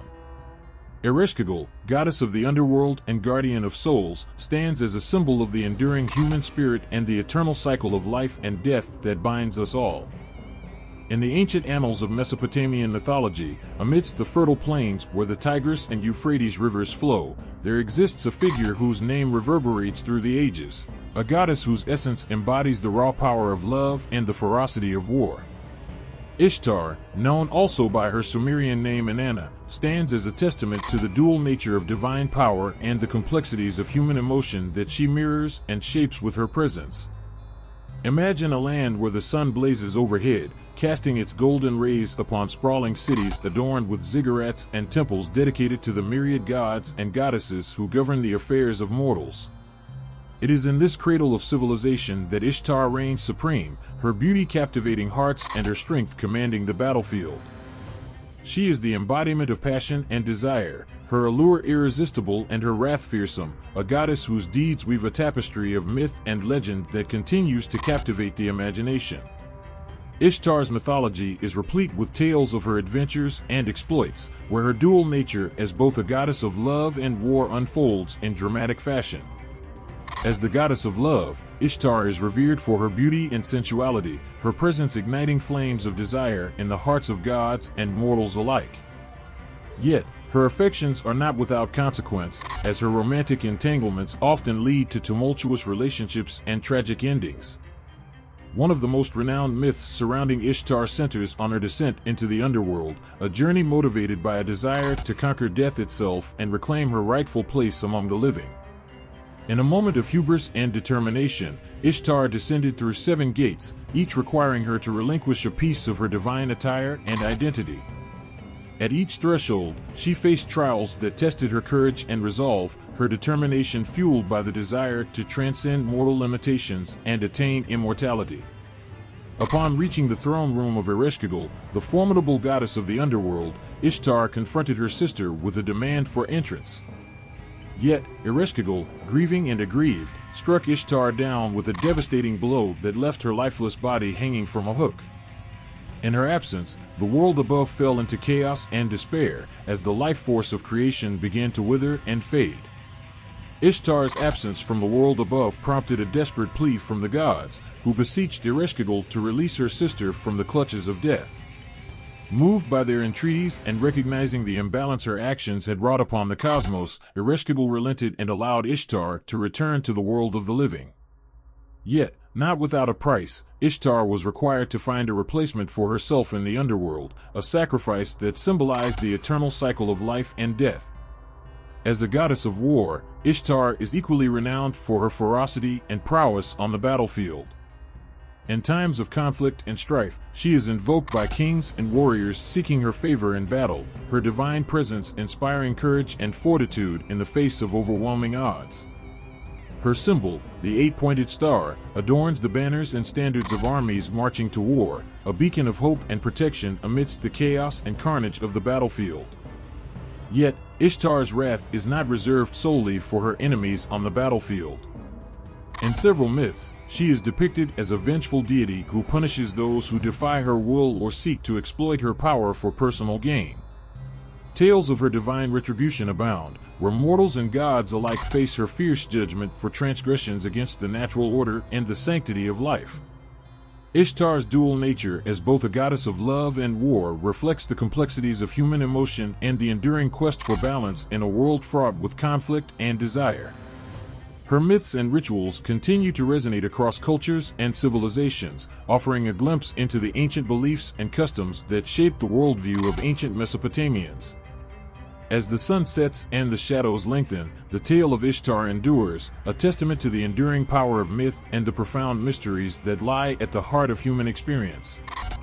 Her image, radiant and resplendent, serves as a reminder of the fragile balance between passion and fury, desire and destruction, and the eternal quest for harmony amidst the chaos of existence. Ishtar, goddess of love and war, stands as a symbol of the enduring human spirit and the boundless potential of divine grace that resides within us all. In the ancient lands of the Aztecs, where the sun blazed relentlessly upon temples adorned with skulls and serpents, there existed a deity whose name struck awe and reverence in equal measure, a goddess whose dominion over earth and destruction mirrored the cycles of life and death that governed the cosmos. Coatlicue, the fearsome mother of gods, stands as a testament to the raw power of nature and the primal forces that shape existence itself. Imagine a world where the earth trembles beneath your feet, where jaguars prowl through dense jungles and eagles soar high above snow-capped mountains. It is in this realm of untamed wilderness and ancient rituals that Coatlicue reigns supreme, her presence looming like a shadow over the rugged landscape. She is the embodiment of the earth's fertility and the merciless force of its upheavals, her image adorned with snakes and claws that symbolize the transformative power of destruction and creation. Coatlicue's mythology is steeped in tales that speak of her dual nature as both a nurturing mother and a fearsome deity of destruction. According to Aztec beliefs, she is the mother of the moon goddess Coatlicue and the sun god Huitzilopochtli, a divine family whose dynamics are marked by jealousy, betrayal, and ultimately, redemption through sacrifice. One of the most gripping myths surrounding Coatlicue revolves around the circumstances of her divine conception. It is said that while sweeping the temple atop the sacred mountain of Coatpec, Coatlicue came upon a bundle of feathers that descended from the heavens. Entranced by the feather's beauty, she tucked them into her waistband, unaware of their celestial origin. This act of unknowing impregnation resulted in the conception of Huitzilopochtli, the sun god destined to defend his mother from the wrath of his siblings. The ensuing conflict between Coatlicque's children, led by the vengeful Coelzaqui, culminated in a battle of cosmic proportions atop Coatepec. Faced with overwhelming odds and surrounded by her treacherous offspring, Coatlicque remained steadfast in her resolve, drawing upon the earth's energies to bolster her strength. In a moment of divine intervention, Huitzilopochtli emerged fully armed from his mother's womb, his radiant presence blinding and his fury unstoppable. With a flurry of celestial arrows and divine vengeance, he vanquished Coelzaqui and her followers, casting their dismembered bodies down the mountainside. Coatlicque's role as the Mother of Gods extends beyond her familial ties to encompass her broader significance as a guardian of life and death. In Aztec rituals and ceremonies, she is invoked with reverence and humility, her image depicted in stone carvings and temple murals that depict her fearsome visage and protective embrace. Offerings of flowers, incense, and sacrificial blood are made to Coatlicque and her divine offspring, seeking their blessings for fertility, prosperity, and protection from natural disasters. Yet, Coatlicque's terrifying aspects are not limited to her role as a mother and protector. She is also revered as a deity of destruction and transformation, her serpentine form symbolizing the cyclical nature of life and the ever-present threat of cataclysmic upheaval. In Aztec cosmology, the earth itself is seen as both a nurturing mother and a formidable force that demands respect and appeasement. Coatlicque's image, with its serpent skirt and clawed hands, serves as a potent reminder of the delicate balance between creation and destruction, growth and decay, that permeates the natural world. Her myths and rituals continue to resonate across cultures and civilizations, offering a glimpse into the ancient beliefs and customs that shaped the worldview of the Aztecs and their reverence for the Earth's elemental forces. As the sun sets over the ancient temples of Tenochtitlan and the shadows lengthen across the sacred pyramids, the tale of Coatlicque endures, a testament to the enduring power of myth and the profound mysteries that lie at the heart of human existence. Her image, both fearsome and awe-inspiring, serves as a reminder of the interconnectedness of all life and the eternal dance of creation and destruction that defines the cosmos. Coatlicque, goddess of earth and destruction, mother of gods, stands as a symbol of the boundless power of nature and the enduring legacy of ancient civilizations that revered her as both a protector and a harbinger of change. In the depths of Aztec mythology, where the boundary between the living and the dead blurs into obscurity, there reigns a figure whose presence evokes both reverence and awe, a queen whose dominion over the realm of the dead echoes the eternal mysteries of mortality and the journey beyond life's veil. Mictecacitluatl, the fearsome yet compassionate queen of the underworld, stands as a testament to the Aztec belief in the transformative power of death and the enduring legacy of those who have passed into the afterlife. Imagine a world where shadows dance upon ancient stone temples, where the echoes of ancestral spirits whisper through the cool caverns of the underworld. It is in this ethereal realm that Mictecacitluatl holds sway, her throne carved from obsidian and adorned with skulls that gleam with an otherworldly light. Her presence commands respect from both gods and mortals, her gaze penetrating the veil that separates the realms of the living and the dead. Mictecacitluatl's origins lie intertwined with the creation myth of the Aztecs, where she and her consort, Mictlantecutli, preside over Mictlan, the vast and labyrinthine underworld.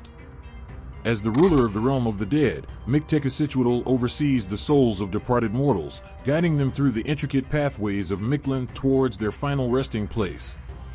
Her role is one of solemn duty and compassion, ensuring that the spirits find peace and solace in the afterlife. One of the most poignant aspects of Mictecacitluatl's mythology is her association with the annual festival of Dia de los Muertos, or the Day of the Dead. During this sacred time, families across Mexico and beyond honor their ancestors and loved ones who have passed away, welcoming their spirits back to the realm of the living with offerings of food, flowers, and incense. Mictecacitluatl presides over these festivities with grace and solemnity, her presence imbuing the rituals with a sense of reverence and continuity across generations. According to Aztec belief, the journey of the soul through Mictlan is fraught with trials and challenges, each designed to test the spirit's worthiness and resolve. Mictecacituatl, with her compassionate yet firm demeanor, guides the souls through these trials, offering counsel and comfort along the way. She is depicted with a skeletal visage adorned in regal attire, her face both serene and solemn, a reflection of the eternal cycle of life and death that defines the Aztec worldview. Mictecacituatl's significance extends beyond her role as a guardian of the dead. In Aztec cosmology, she represents the inseparable bond between the living and the deceased, embodying the belief that death is not an end but a transition to another phase of existence. Her image, depicted in murals and codices, serves as a reminder of the impermanence of earthly life and the enduring legacy of those who have passed into the realm of memory and myth. In Aztec rituals and ceremonies, Mictecacituatl is invoked with reverence and humility, her name whispered with gratitude for her guidance and protection. Offerings of marigolds, known as the flowers of the dead, are laid at her feet, their vibrant colors symbolizing the vitality and beauty of life even amidst the solemnity of death. Incense and copal resin are burned to purify the air and create a sacred atmosphere in which the living commune with the spirits of their ancestors. Yet, Mictecacituatl's role as queen of the underworld is not without its darker aspects.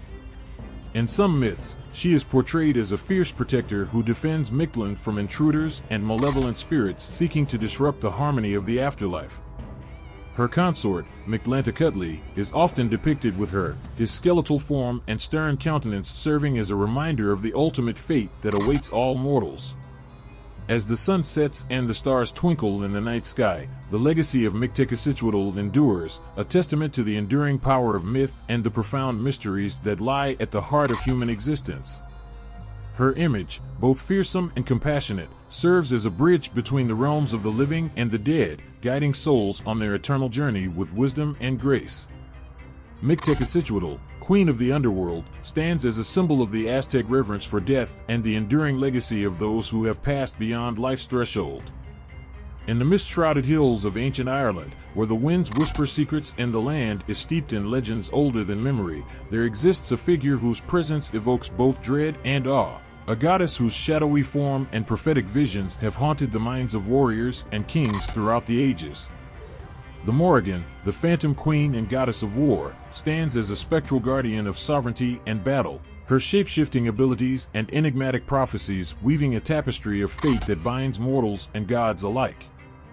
Imagine a land where the hills are cloaked in mist, where ancient stone circles echo with the whispers of spirits long gone.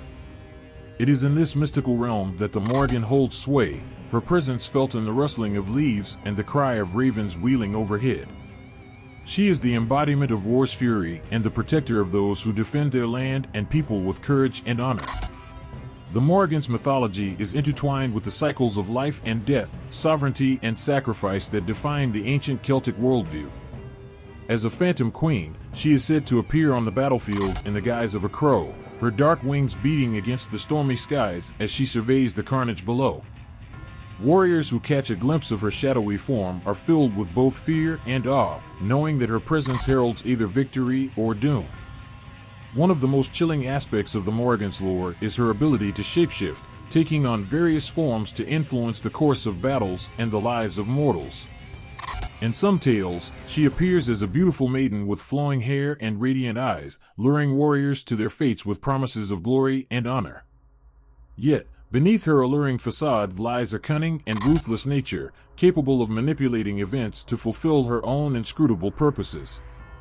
The Morrigan's role as a goddess of war extends beyond the battlefield to encompass the realm of prophecy and fate. In ancient Ireland, she was revered as a seeress whose visions foretold the rise and fall of kingdoms, the fortunes of heroes, and the tragedies that awaited those who dared to defy destiny. Her prophecies were spoken in riddles and dreams, their meanings deciphered only by those blessed, or cursed, with the gift of foresight. One of the most enduring myths surrounding the Morrigan is her role in the epic tale of the Tained Boquaonge, the cattle raid of Cooley. As the armies of Ulster and Connaught clash in a desperate struggle for supremacy, the Morrigan appears on the battlefield in the form of a crow, her piercing cries filling the air with a sense of foreboding. She offers her aid to the hero Siu Chulin, promising him victory in exchange for his loyalty and devotion. Yet, the Morrigan's gifts are not without their price. In exchange for her assistance, she demands a blood oath from Siu Chulin, binding him to a fate of heroism and tragedy. Throughout the course of the epic, she appears to him in various forms, a beautiful maiden, an old hag, and a fearsome crow, testing his resolve and challenging his courage in the face of overwhelming odds. As the battle reaches its climax, the Morrigan's prophecies begin to unfold with devastating clarity.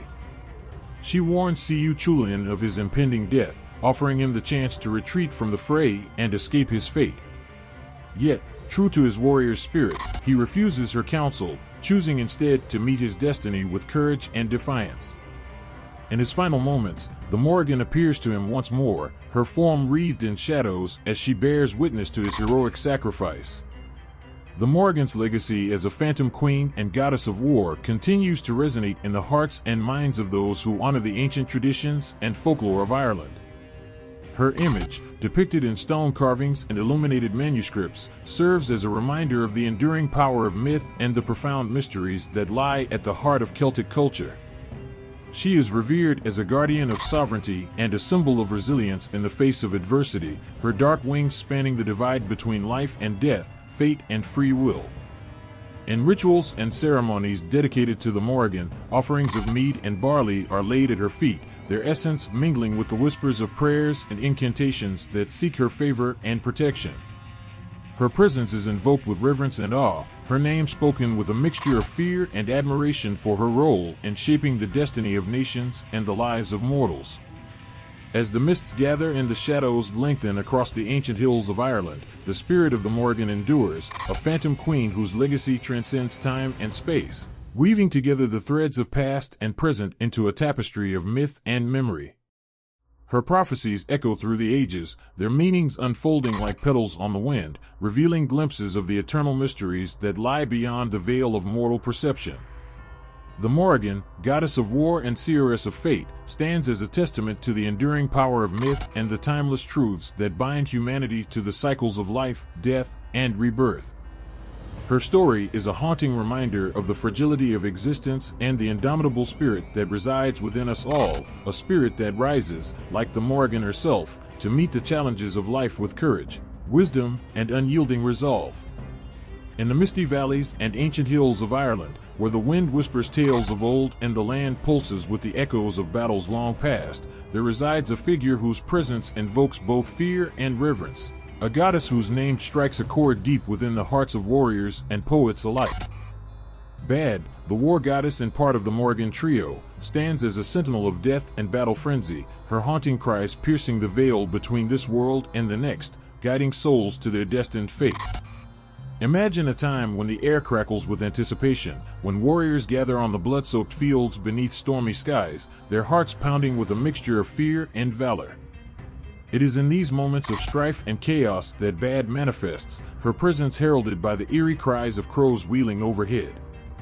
She is the embodiment of war's ferocity and the guardian of those who meet their fate with courage and honor.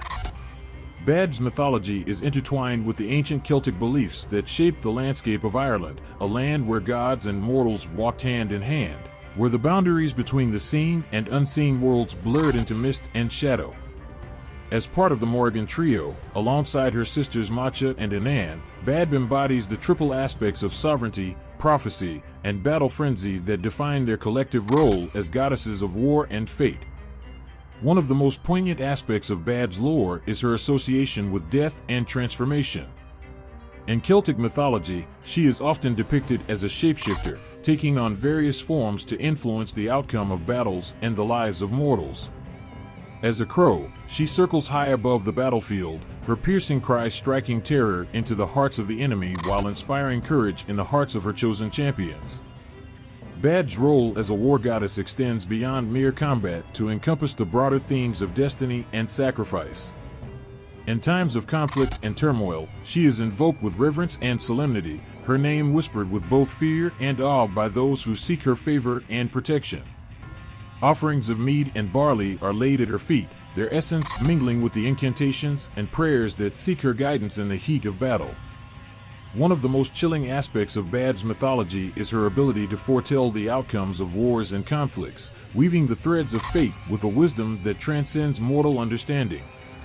Her prophecies are spoken in riddles and dreams, their meanings deciphered only by those who possess the gift of second sight, a rare and precious gift bestowed upon seers and prophets who walk the fine line between this world and the next. In Celtic rituals and ceremonies dedicated to Bad, the ancient traditions of Ireland come alive with the rhythm of drums and the haunting melodies of pipes. The spirits of ancestors are invoked, their presence felt in the flickering of sacred fires and the swirling mists that envelop the sacred groves.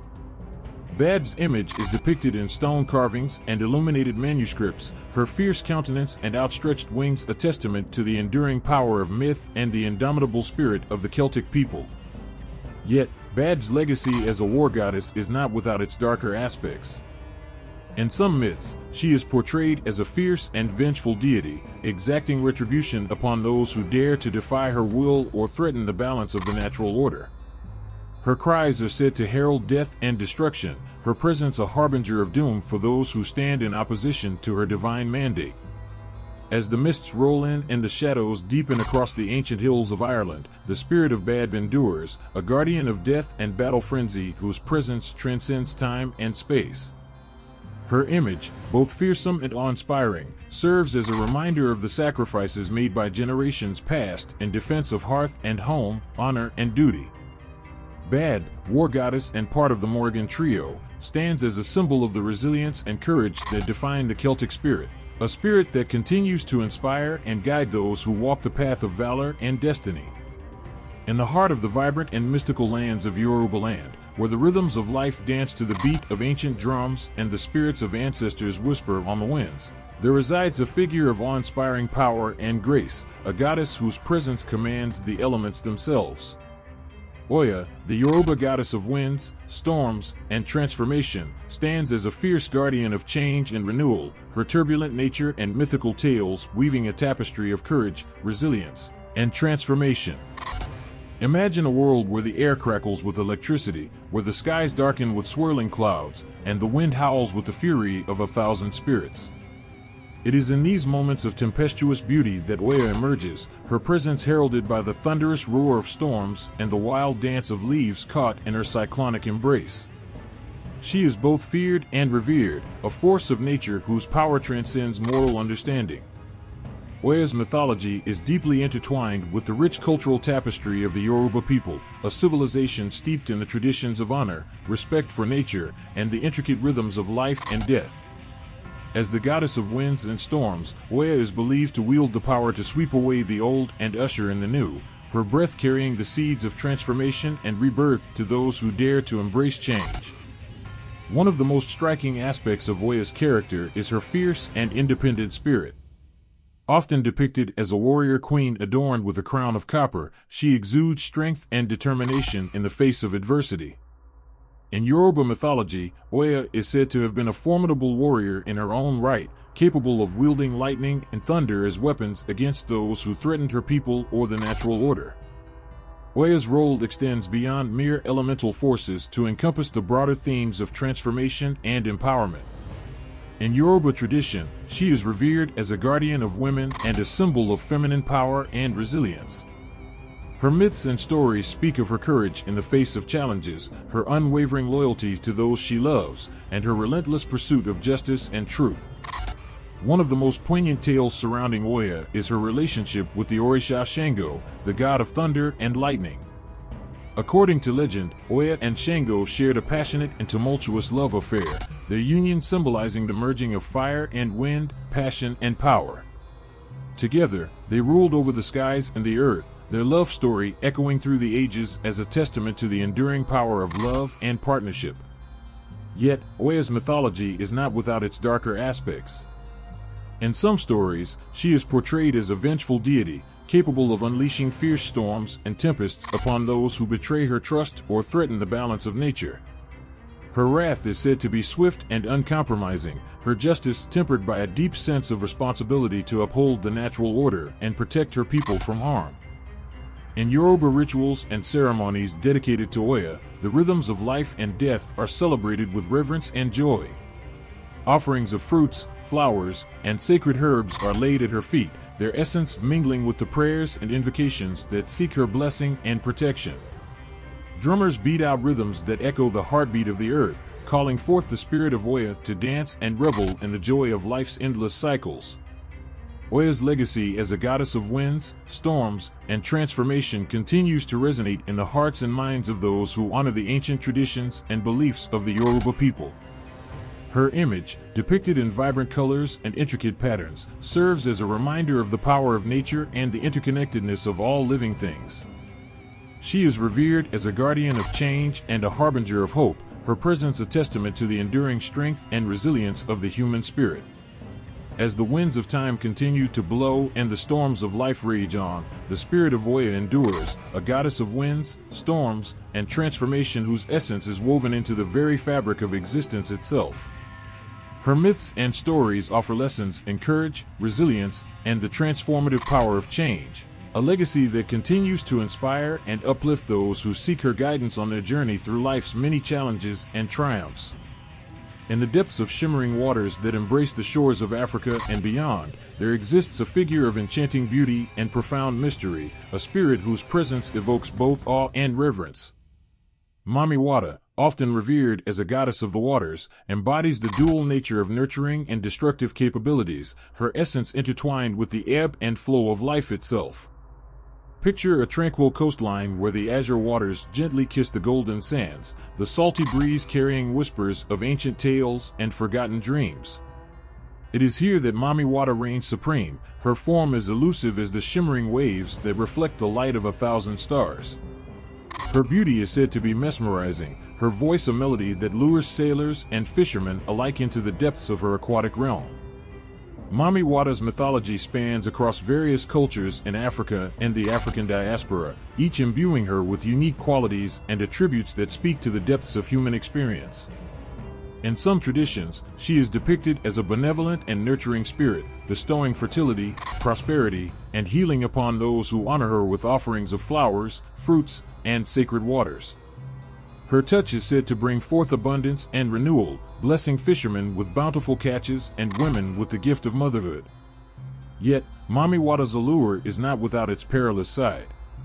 In other tales, she is described as a capricious and sometimes vengeful deity, capable of unleashing storms and tidal waves upon those who dare to disrespect her or disturb the delicate balance of nature.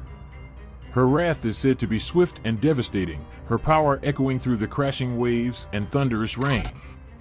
One of the most compelling aspects of Mami Wata's character is her dual nature, a juxtaposition of nurturing mother and fearsome guardian. She embodies the paradoxical forces of creation and destruction, embodying the cyclical nature of life and the ever-changing tides of fortune. Her presence is felt not only in the tranquil waters of rivers and seas, but also in the tumultuous emotions that ebb and flow within the human heart. Legends of Mami Wata often depict her interactions with mortals in moments of both tenderness and turmoil. She is said to appear to her devotees in dreams and visions, offering guidance and wisdom that transcend the boundaries of earthly existence. Her symbols, a comb, mirror, and snake, serve as reminders of the dualities inherent in life: beauty and danger, reflection and revelation, transformation and rebirth. In rituals and ceremonies dedicated to Mami Wata, the rhythms of life and nature converge in a celebration of her divine presence. Offerings of brightly colored fabrics, jewelry, and perfume are presented to her altar, their vibrant hues and fragrances symbolizing the richness and diversity of the human experience. Drummers beat out rhythms that echo the heartbeat of the earth, calling forth the spirit of Mami Wata to dance and revel in the joy of life's endless possibilities. Mami Wata's legacy as a goddess of the waters continues to resonate in the hearts and minds of those who honor her as a guardian of fertility, prosperity, and spiritual enlightenment. Her image, often depicted in art and sculpture, serves as a beacon of hope and inspiration for sailors navigating treacherous seas and travelers embarking on journeys of discovery. As the tides of time continue to ebb and flow, the spirit of Mami Wata endures, a goddess of the waters whose essence transcends cultures and continents, reminding us of the profound interconnectedness of all living things. Her myths and stories offer insights into the mysteries of existence and the eternal dance between light and shadow, creation and dissolution. In the embrace of Mamiwata's waters, we find solace and renewal, a reminder that within the depths of darkness lies the promise of transformation and rebirth. In the mystical realm of ancient Japan, amidst the whispering forests and sacred mountains, there exists a tale of love and tragedy that transcends the boundaries of mortal understanding. A story woven into the fabric of creation and death itself. Izanami, the goddess of creation and death, stands as a poignant figure whose journey unfolds with both beauty and sorrow. Her transformation from creator to vengeful spirit, a testament to the fragility of life and the enduring power of love. Imagine a time when the world was young, when the heavens and earth danced in harmony, and the gods walked among mortals.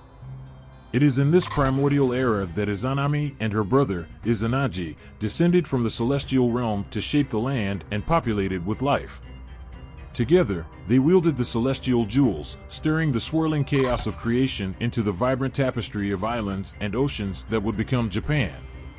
Izanami, with her gentle grace and nurturing spirit, breathed life into the nascent world, birthing mountains, rivers, and forests that teemed with creatures great and small. Her laughter echoed through the valleys, her touch imbuing the earth with the essence of fertility and abundance.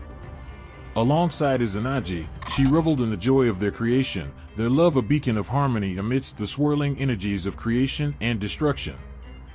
Yet, as in all tales of gods and mortals, darkness lurked beneath the surface of their idyllic existence.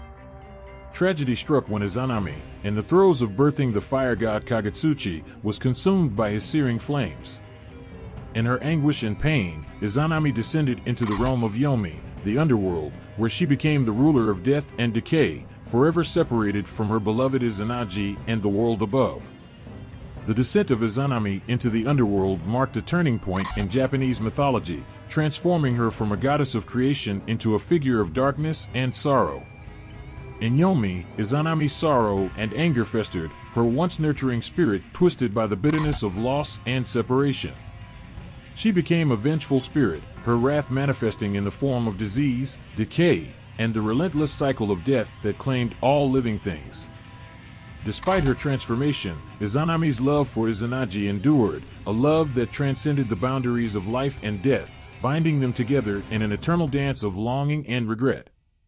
In some versions of the myth, Izanagi ventures into the underworld to reunite with Izanami, his journey fraught with peril and heartache as he confronts the horrors that dwell in the realm of the dead. Izanami's story resonates deeply with themes of mortality and the inevitability of loss, a reminder that even the gods themselves are not immune to the trials and tribulations of existence. Her descent into darkness serves as a cautionary tale, urging mortals to cherish the fleeting beauty of life and to honor the cycle of birth, death, and rebirth that defines the natural world. In Japanese rituals and ceremonies dedicated to Izanami, her dual nature as both creator and destroyer is celebrated with reverence and solemnity. Offerings of rice, sake, and sacred herbs are presented to her altar, their essence symbolizing the nourishment and sustenance that she provides to both the living and the dead. Priests and priestesses chant prayers and incantations, invoking Izanami's blessings and protection upon the community. Izanami's legacy as a goddess of creation and death continues to resonate in Japanese culture and society, her story passed down through generations as a reminder of the cyclical nature of existence.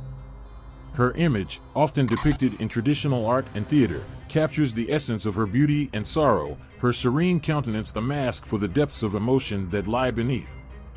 As the seasons turn and the world continues to evolve, the spirit of Izanami endures, a goddess whose journey from creation to vengeful spirit embodies the timeless themes of love, loss, and the transformative power of suffering.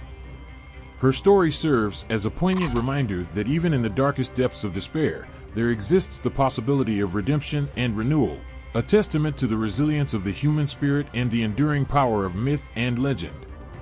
In the vast expanse of the celestial heavens, where the stars weave tales of ancient deities and mortal dreams, there exists a figure of profound grace and power, a goddess whose presence spans the depths of the oceans and the hearts of those who traverse its treacherous waters. Mazu, the Chinese sea goddess, emerges from the mists of mythology as both protector and harbinger of storms, her dual nature a testament to the unpredictable majesty of the seas. Imagine standing on the rugged shores of ancient China, where the salty tang of the sea mingles with the whispers of wind and tide. It is here that Mazu reigns supreme, her ethereal form cloaked in the shimmering light of the moon, her eyes reflecting the depths of the ocean's mysteries.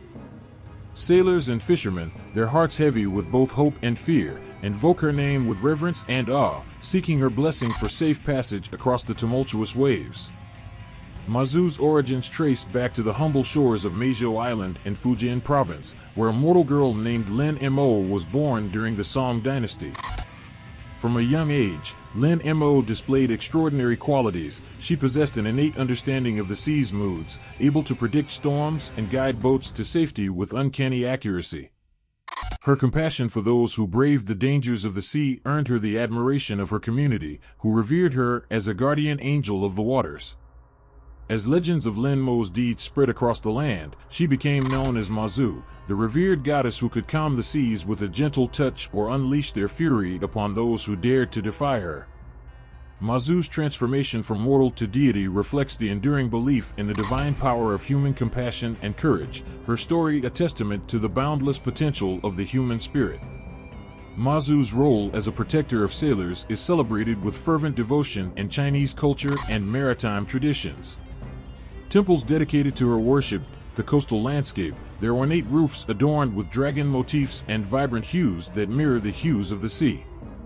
Inside these sacred sanctuaries, statues of Mazu stand sentinel, her serene countenance and flowing robes embodying the grace and strength that define her essence. In times of peril and uncertainty, sailors and fishermen turn to Mazu for guidance and protection, offering prayers and incense as tributes to her benevolence. They seek her blessings before embarking on perilous voyages, trusting in her divine wisdom to navigate the treacherous currents and tempestuous storms that threaten their livelihoods and lives. Yet, Mazu's benevolence is tempered by her ability to wield the forces of nature with awe-inspiring power. In moments of wrath, she is said to unleash storms and tidal waves upon those who disrespect the sanctity of the sea or ignore the warnings of her divine guidance. Her fury is a reminder of the delicate balance between human ambition and the elemental forces that shape the world, a balance that must be honored and respected to ensure harmony and prosperity.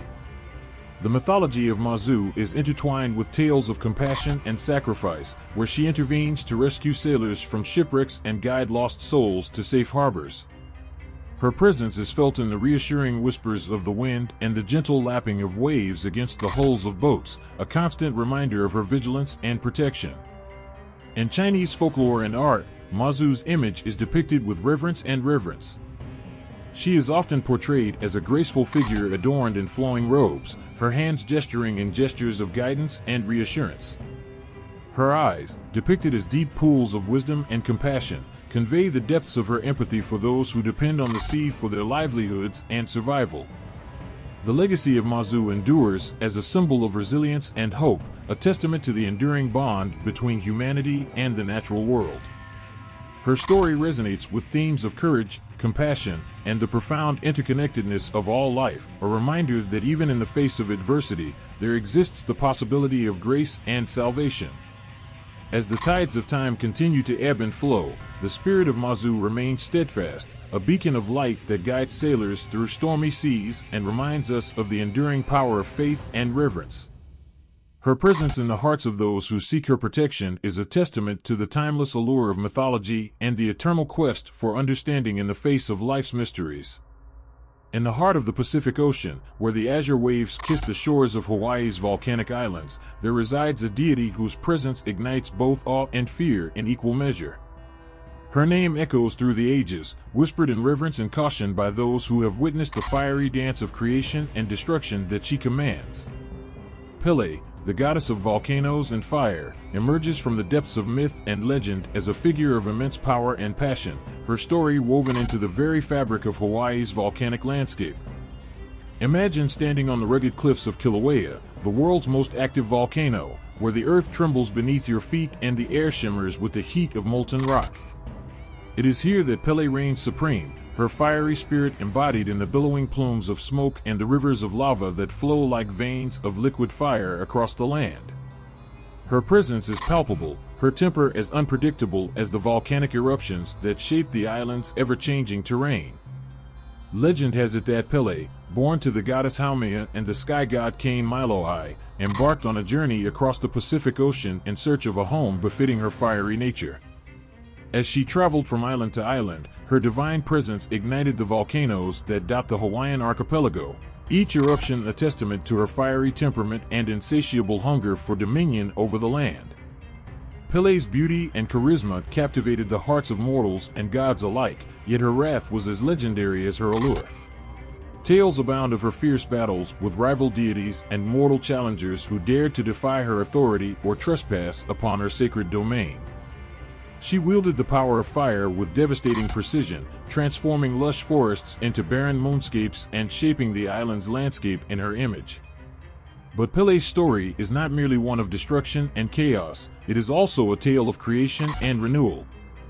In Hawaiian mythology, she is revered as both a creator and destroyer, a dual-natured deity whose volcanic eruptions fertilize the soil and replenish the land with nutrients essential for life. Her fiery breath gives birth to new islands and sustains the delicate balance of ecosystems that thrive in the shadow of her wrath. The reverence for Pele extends far beyond her role as a goddess of volcanoes and fire. She embodies the spirit of aloha, the Hawaiian concept of love, compassion, and respect for all living beings. Priests and priestesses, known as kahuna, offer prayers and offerings to appease her fiery temperament and seek her blessings for bountiful harvests and safe travels. In Hawaiian culture, Pele's presence is felt in the chants and hula dances performed by skilled practitioners who honor her through rhythmic movements and melodic incantations. These sacred rituals serve to invoke her divine protection and ensure harmony between humanity and the natural world, a testament to the enduring legacy of ancient traditions that celebrate the interconnectedness of all life. The mythology of Pele continues to inspire artists, poets, and storytellers who seek to capture the essence of her fiery spirit in their works. Her image is depicted in vibrant paintings and sculptures that capture the intensity of her gaze and the untamed beauty of Hawaii's volcanic landscapes. Her legend is sung in psalms that echo through the valleys and cliffs, their melodies carrying the echoes of ancient chants and prayers dedicated to her honor. As the guardian of Hawaii's volcanic realms, Pele remains a symbol of resilience and strength, a reminder of the transformative power of nature and the enduring spirit of a people whose lives are intertwined with the rhythms of the earth. Her story transcends time and place, offering a glimpse into the eternal dance of creation and destruction that shapes the world we inhabit. In the hearts of those who call Hawaii home, Pele's fiery presence continues to burn brightly, a beacon of hope and reverence for the forces of nature that shape their island paradise. Her legacy endures in the fiery depths of Kilauea and the verdant landscapes that flourish in the aftermath of volcanic eruptions, a testament to the indomitable spirit of a goddess whose passion and power continue to ignite the imaginations of all who hear her name. Imagine a land where the mountains kiss the sky and the rivers sing ancient songs of creation. In the heart of Aotearoa, New Zealand, amidst mist-shrouded forests and rugged coastlines, dwells a deity whose name evokes both reverence and solemnity. Hainui-Te-Ipa, the Maori goddess of death, emerges from the myths and legends of Polynesian voyagers as a figure of profound transformation, a guardian of souls who guides the departed on their journey beyond the mortal realm. Picture yourself standing on the shores of Lake Taupo, where the cool waters mirror the fiery glow of the setting sun. The air is thick with the scent of wildflowers and the distant call of native birds. It is here, in the embrace of nature's beauty, that the presence of Hainui-Te-Ipa is felt, the gentle rustle of leaves and the whispers of wind carrying the stories of a goddess whose embrace spans the boundary between life and death. In Maori cosmology, Hainui-Te-Ipa was once known as Haintaitama, the Maiden of Light and Dawn, a radiant goddess whose beauty and vitality captivated the divine realms. She was the daughter of Tane, the god of forests and birds, and was revered for her nurturing spirit and boundless love for all living beings. Her laughter echoed through the valleys, and her songs danced upon the breezes, bringing joy and harmony to the world. But fate, like the tides that shape the shores, took a somber turn for Hain-Nuit-Ipa. In a tragic twist of destiny, she was destined to become the goddess of death, the keeper of the underworld realm known as Te Rena, where the spirits of the departed begin their journey to Hawaii, the ancestral homeland. The transition from life-giving deity to death deity marked a profound shift in her divine role, a metamorphosis that speaks to the cycles of life and the inevitability of transformation. The mythology of Hain-Nuit-Ipa is intertwined with tales of love and loss, courage and sacrifice. One of the most poignant legends tells of her forbidden love for Tain, her own father, whose desire to create life led to the birth of the first human woman, Hainahuan. Consumed by grief and shame, Hain-Nuit-Ipa retreated into the depths of the underworld, where her tears became the rain that nourishes the earth and her sighs the wind that carries the souls of the departed. As the guardian of Te Rena, Hain-Nuit-Ipa is depicted as a compassionate deity who welcomes the spirits of the deceased with open arms. Her presence brings solace to those who mourn, offering reassurance that death is not the end but a transition to a new beginning, a journey back to the embrace of ancestors and the eternal embrace of Hawaii.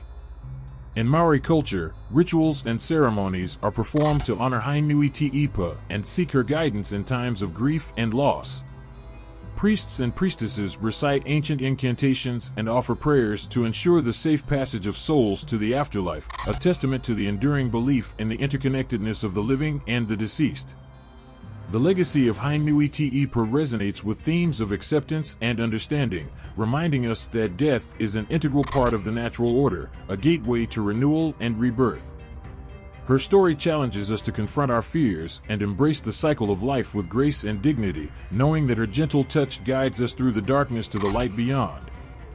In contemporary times, Hain-Nuit-Ipa continues to inspire artists, writers, and storytellers who seek to capture the essence of her divine presence in their works. Her image is depicted in carvings and paintings that capture the serenity of her expression and the depth of her compassion for those who journey through the shadows of mortality. As the guardian of the threshold between worlds, Hain-Nuit-Ipa reminds us of the fragile beauty of life and the importance of honoring the spirits that dwell within and around us. Her legacy endures as a testament to the enduring power of myth and the eternal quest for understanding in the face of life's mysteries.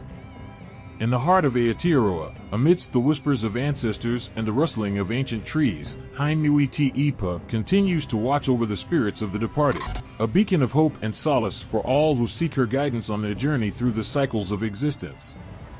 Her story is a testament to the resilience of the human spirit and the profound wisdom that resides in the embrace of darkness and light. Across the tapestry of human history and mythology, amidst the myriad tales that weave together the fabric of cultural heritage, there exists a recurring motif, the dangerous goddess. From the fiery volcanoes of Pele in Hawaii to the battlefield prowess of Durga in India, these divine figures captivate the imagination with their power, passion, and often unpredictable natures. As we delve into the commonalities and differences among these goddesses across cultures, we uncover threads of universal themes and unique interpretations that resonate with the human experience. In cultures around the world, dangerous goddesses embody a spectrum of qualities, from fierce protectors to agents of destruction, each reflecting the values, fears, and aspirations of their societies.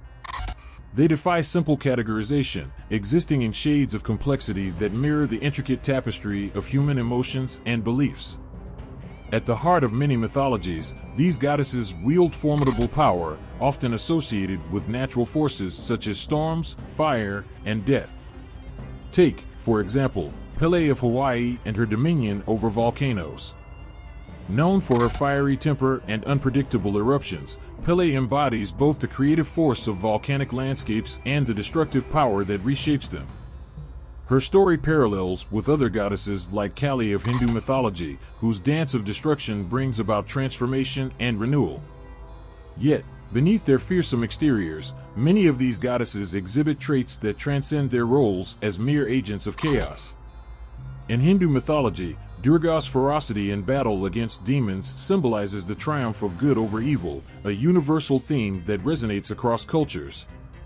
Similarly, the Morrigan of Celtic lore is a shape-shifting deity associated with war and prophecy, yet her actions often serve a larger cosmic order, guiding heroes and shaping destiny.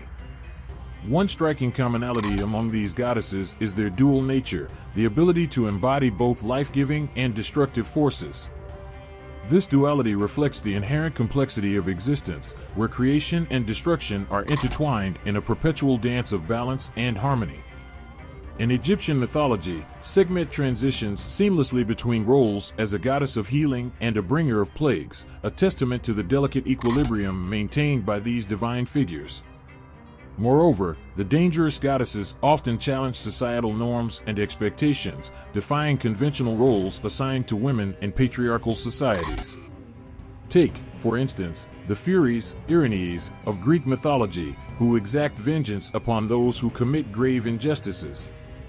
Their relentless pursuit of justice serves as a reminder of the consequences of moral transgressions, a theme echoed in cultures across the ancient world.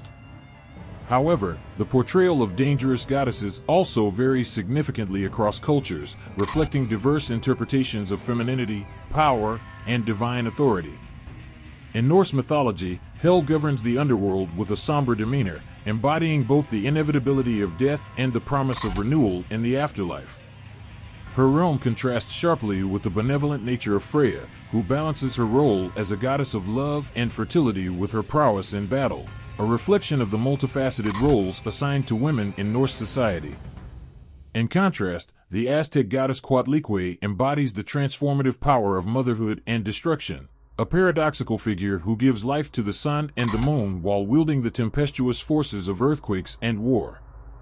Her portrayal highlights the interconnectedness of creation and destruction in Aztec cosmology, where cyclical patterns of life and death form the bedrock of cultural beliefs. Moreover, the rituals and worship associated with dangerous goddesses offer insights into the spiritual practices and beliefs of ancient civilizations. In Japan, Izanami's journey from a creator goddess to a vengeful spirit underscores the importance of honoring ancestors and maintaining harmony with the natural world. Her transition serves as a cautionary tale, reminding humanity of the consequences of neglecting spiritual obligations and disrupting cosmic order. Across the ancient world, dangerous goddesses serve as guardians of moral codes and ethical standards, often punishing hubris and rewarding humility. In Greek mythology, Nemesis personifies divine retribution, ensuring that mortals remain mindful of their actions and accountable for their deeds. Her role underscores the universal principle of karma, the belief that every action carries consequences that ripple through the fabric of existence. Yet, amidst their formidable powers and imposing personas, these goddesses often embody qualities of empathy and compassion. In Maori mythology, Hainui-Te-Ipa guides the souls of the departed with grace and dignity, offering solace to those who mourn and reassurance to those who journey beyond the mortal realm. Her dual role as a goddess of death and rebirth symbolizes the cyclical nature of existence and the eternal bond between the living and the deceased. In conclusion, the dangerous goddesses of world mythology defy simple categorization, embodying a spectrum of qualities that reflect the rich diversity of human experience and belief. Across cultures, they resonate with universal themes of creation and destruction, justice and mercy, guiding humanity through the complexities of existence with wisdom and grace. Their stories endure as timeless reminders of the enduring power of myth and the profound truths embedded within the collective consciousness of humanity. Hook, in the tapestry of human history, the stories of dangerous goddesses reverberate through time, weaving threads of power, mystery, and divine wisdom into the fabric of cultures across the globe. From the ancient realms of myth and legend to the present day, these formidable deities continue to cast their influence, shaping beliefs, inspiring art, and resonating with the deepest corners of the human soul. Across diverse cultures and epochs, the enduring presence of dangerous goddesses underscores their profound impact on shaping cultural narratives and religious practices. These divine figures transcend their ancient origins, embedding themselves into modern consciousness as symbols of empowerment, transformation, and the eternal dance between creation and destruction. At the heart of their influence lies the timeless archetype of feminine power, often portrayed as both nurturing and ferocious, gentle and vengeful. Take, for instance, Kali of Hindu mythology, whose fierce visage embodies the transformative power of destruction and renewal. Her image, adorned with severed heads and a necklace of skulls, challenges conventional notions of femininity, embracing the primal forces of life and death with unyielding strength. Similarly, the Egyptian goddess Sekhmet, revered as both a healer and a bringer of plagues, embodies the dual nature of divine authority, a reminder of the delicate balance between mercy and wrath in the cosmic order. Her legacy endures in contemporary portrayals that celebrate her role as a guardian of justice and a protector of the innocent. In modern culture, the influence of dangerous goddesses extends beyond religious iconography to permeate literature, art, and popular media. The Morrigan, Phantom Queen of Celtic mythology, continues to inspire tales of battle and prophecy, her shape-shifting abilities symbolizing the fluidity of identity and the enduring struggle between fate and free will. Moreover, dangerous goddesses serve as potent symbols of empowerment and resilience, resonating with individuals who navigate the complexities of personal and societal challenges.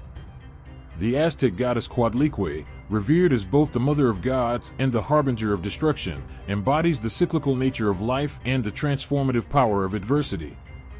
Her image, adorned with serpents and skulls, speaks to the enduring strength found in embracing life's inevitable changes with courage and grace. Across the cultural landscape, dangerous goddesses continue to inspire movements for social justice and gender equality, challenging outdated stereotypes and advocating for the empowerment of marginalized communities. In Yoruba tradition, Oya, goddess of winds and storms, embodies the transformative power of change, urging individuals to harness their inner strength and confront adversity with resilience and determination.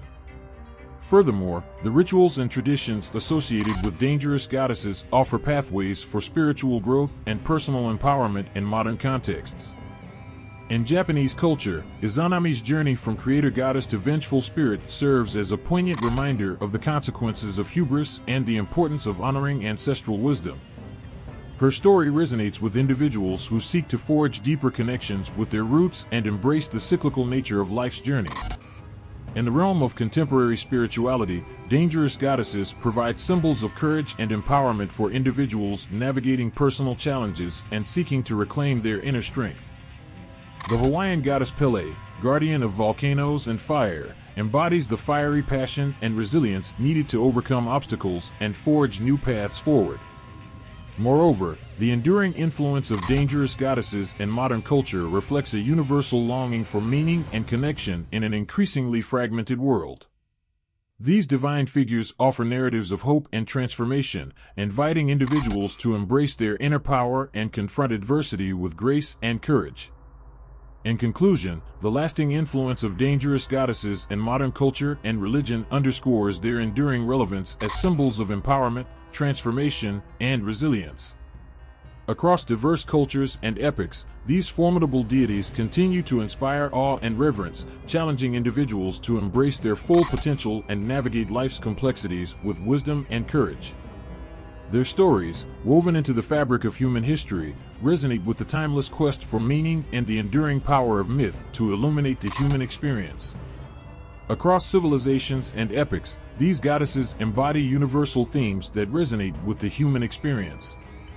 They teach us about the primal fears that plagued ancient societies, the fear of death and the unknown, the relentless struggle for survival in a harsh world, and the ever-present specter of chaos and destruction.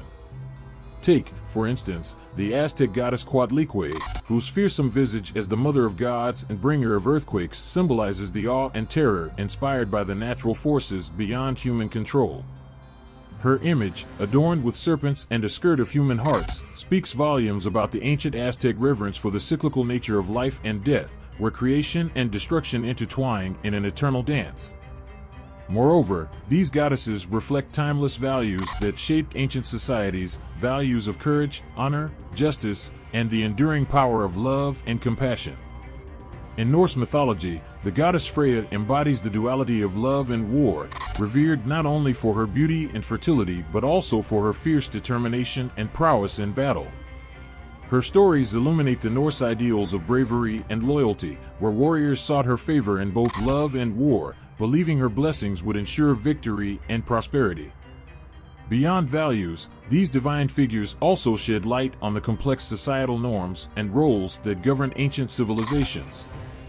The Hindu goddess Durga, for example, epitomizes the ideal of feminine strength and empowerment, depicted riding a lion into battle against the forces of evil. Her portrayal as a warrior goddess challenges conventional gender roles, celebrating women as capable protectors and defenders of righteousness, a stark contrast to the patriarchal norms prevalent in many ancient societies.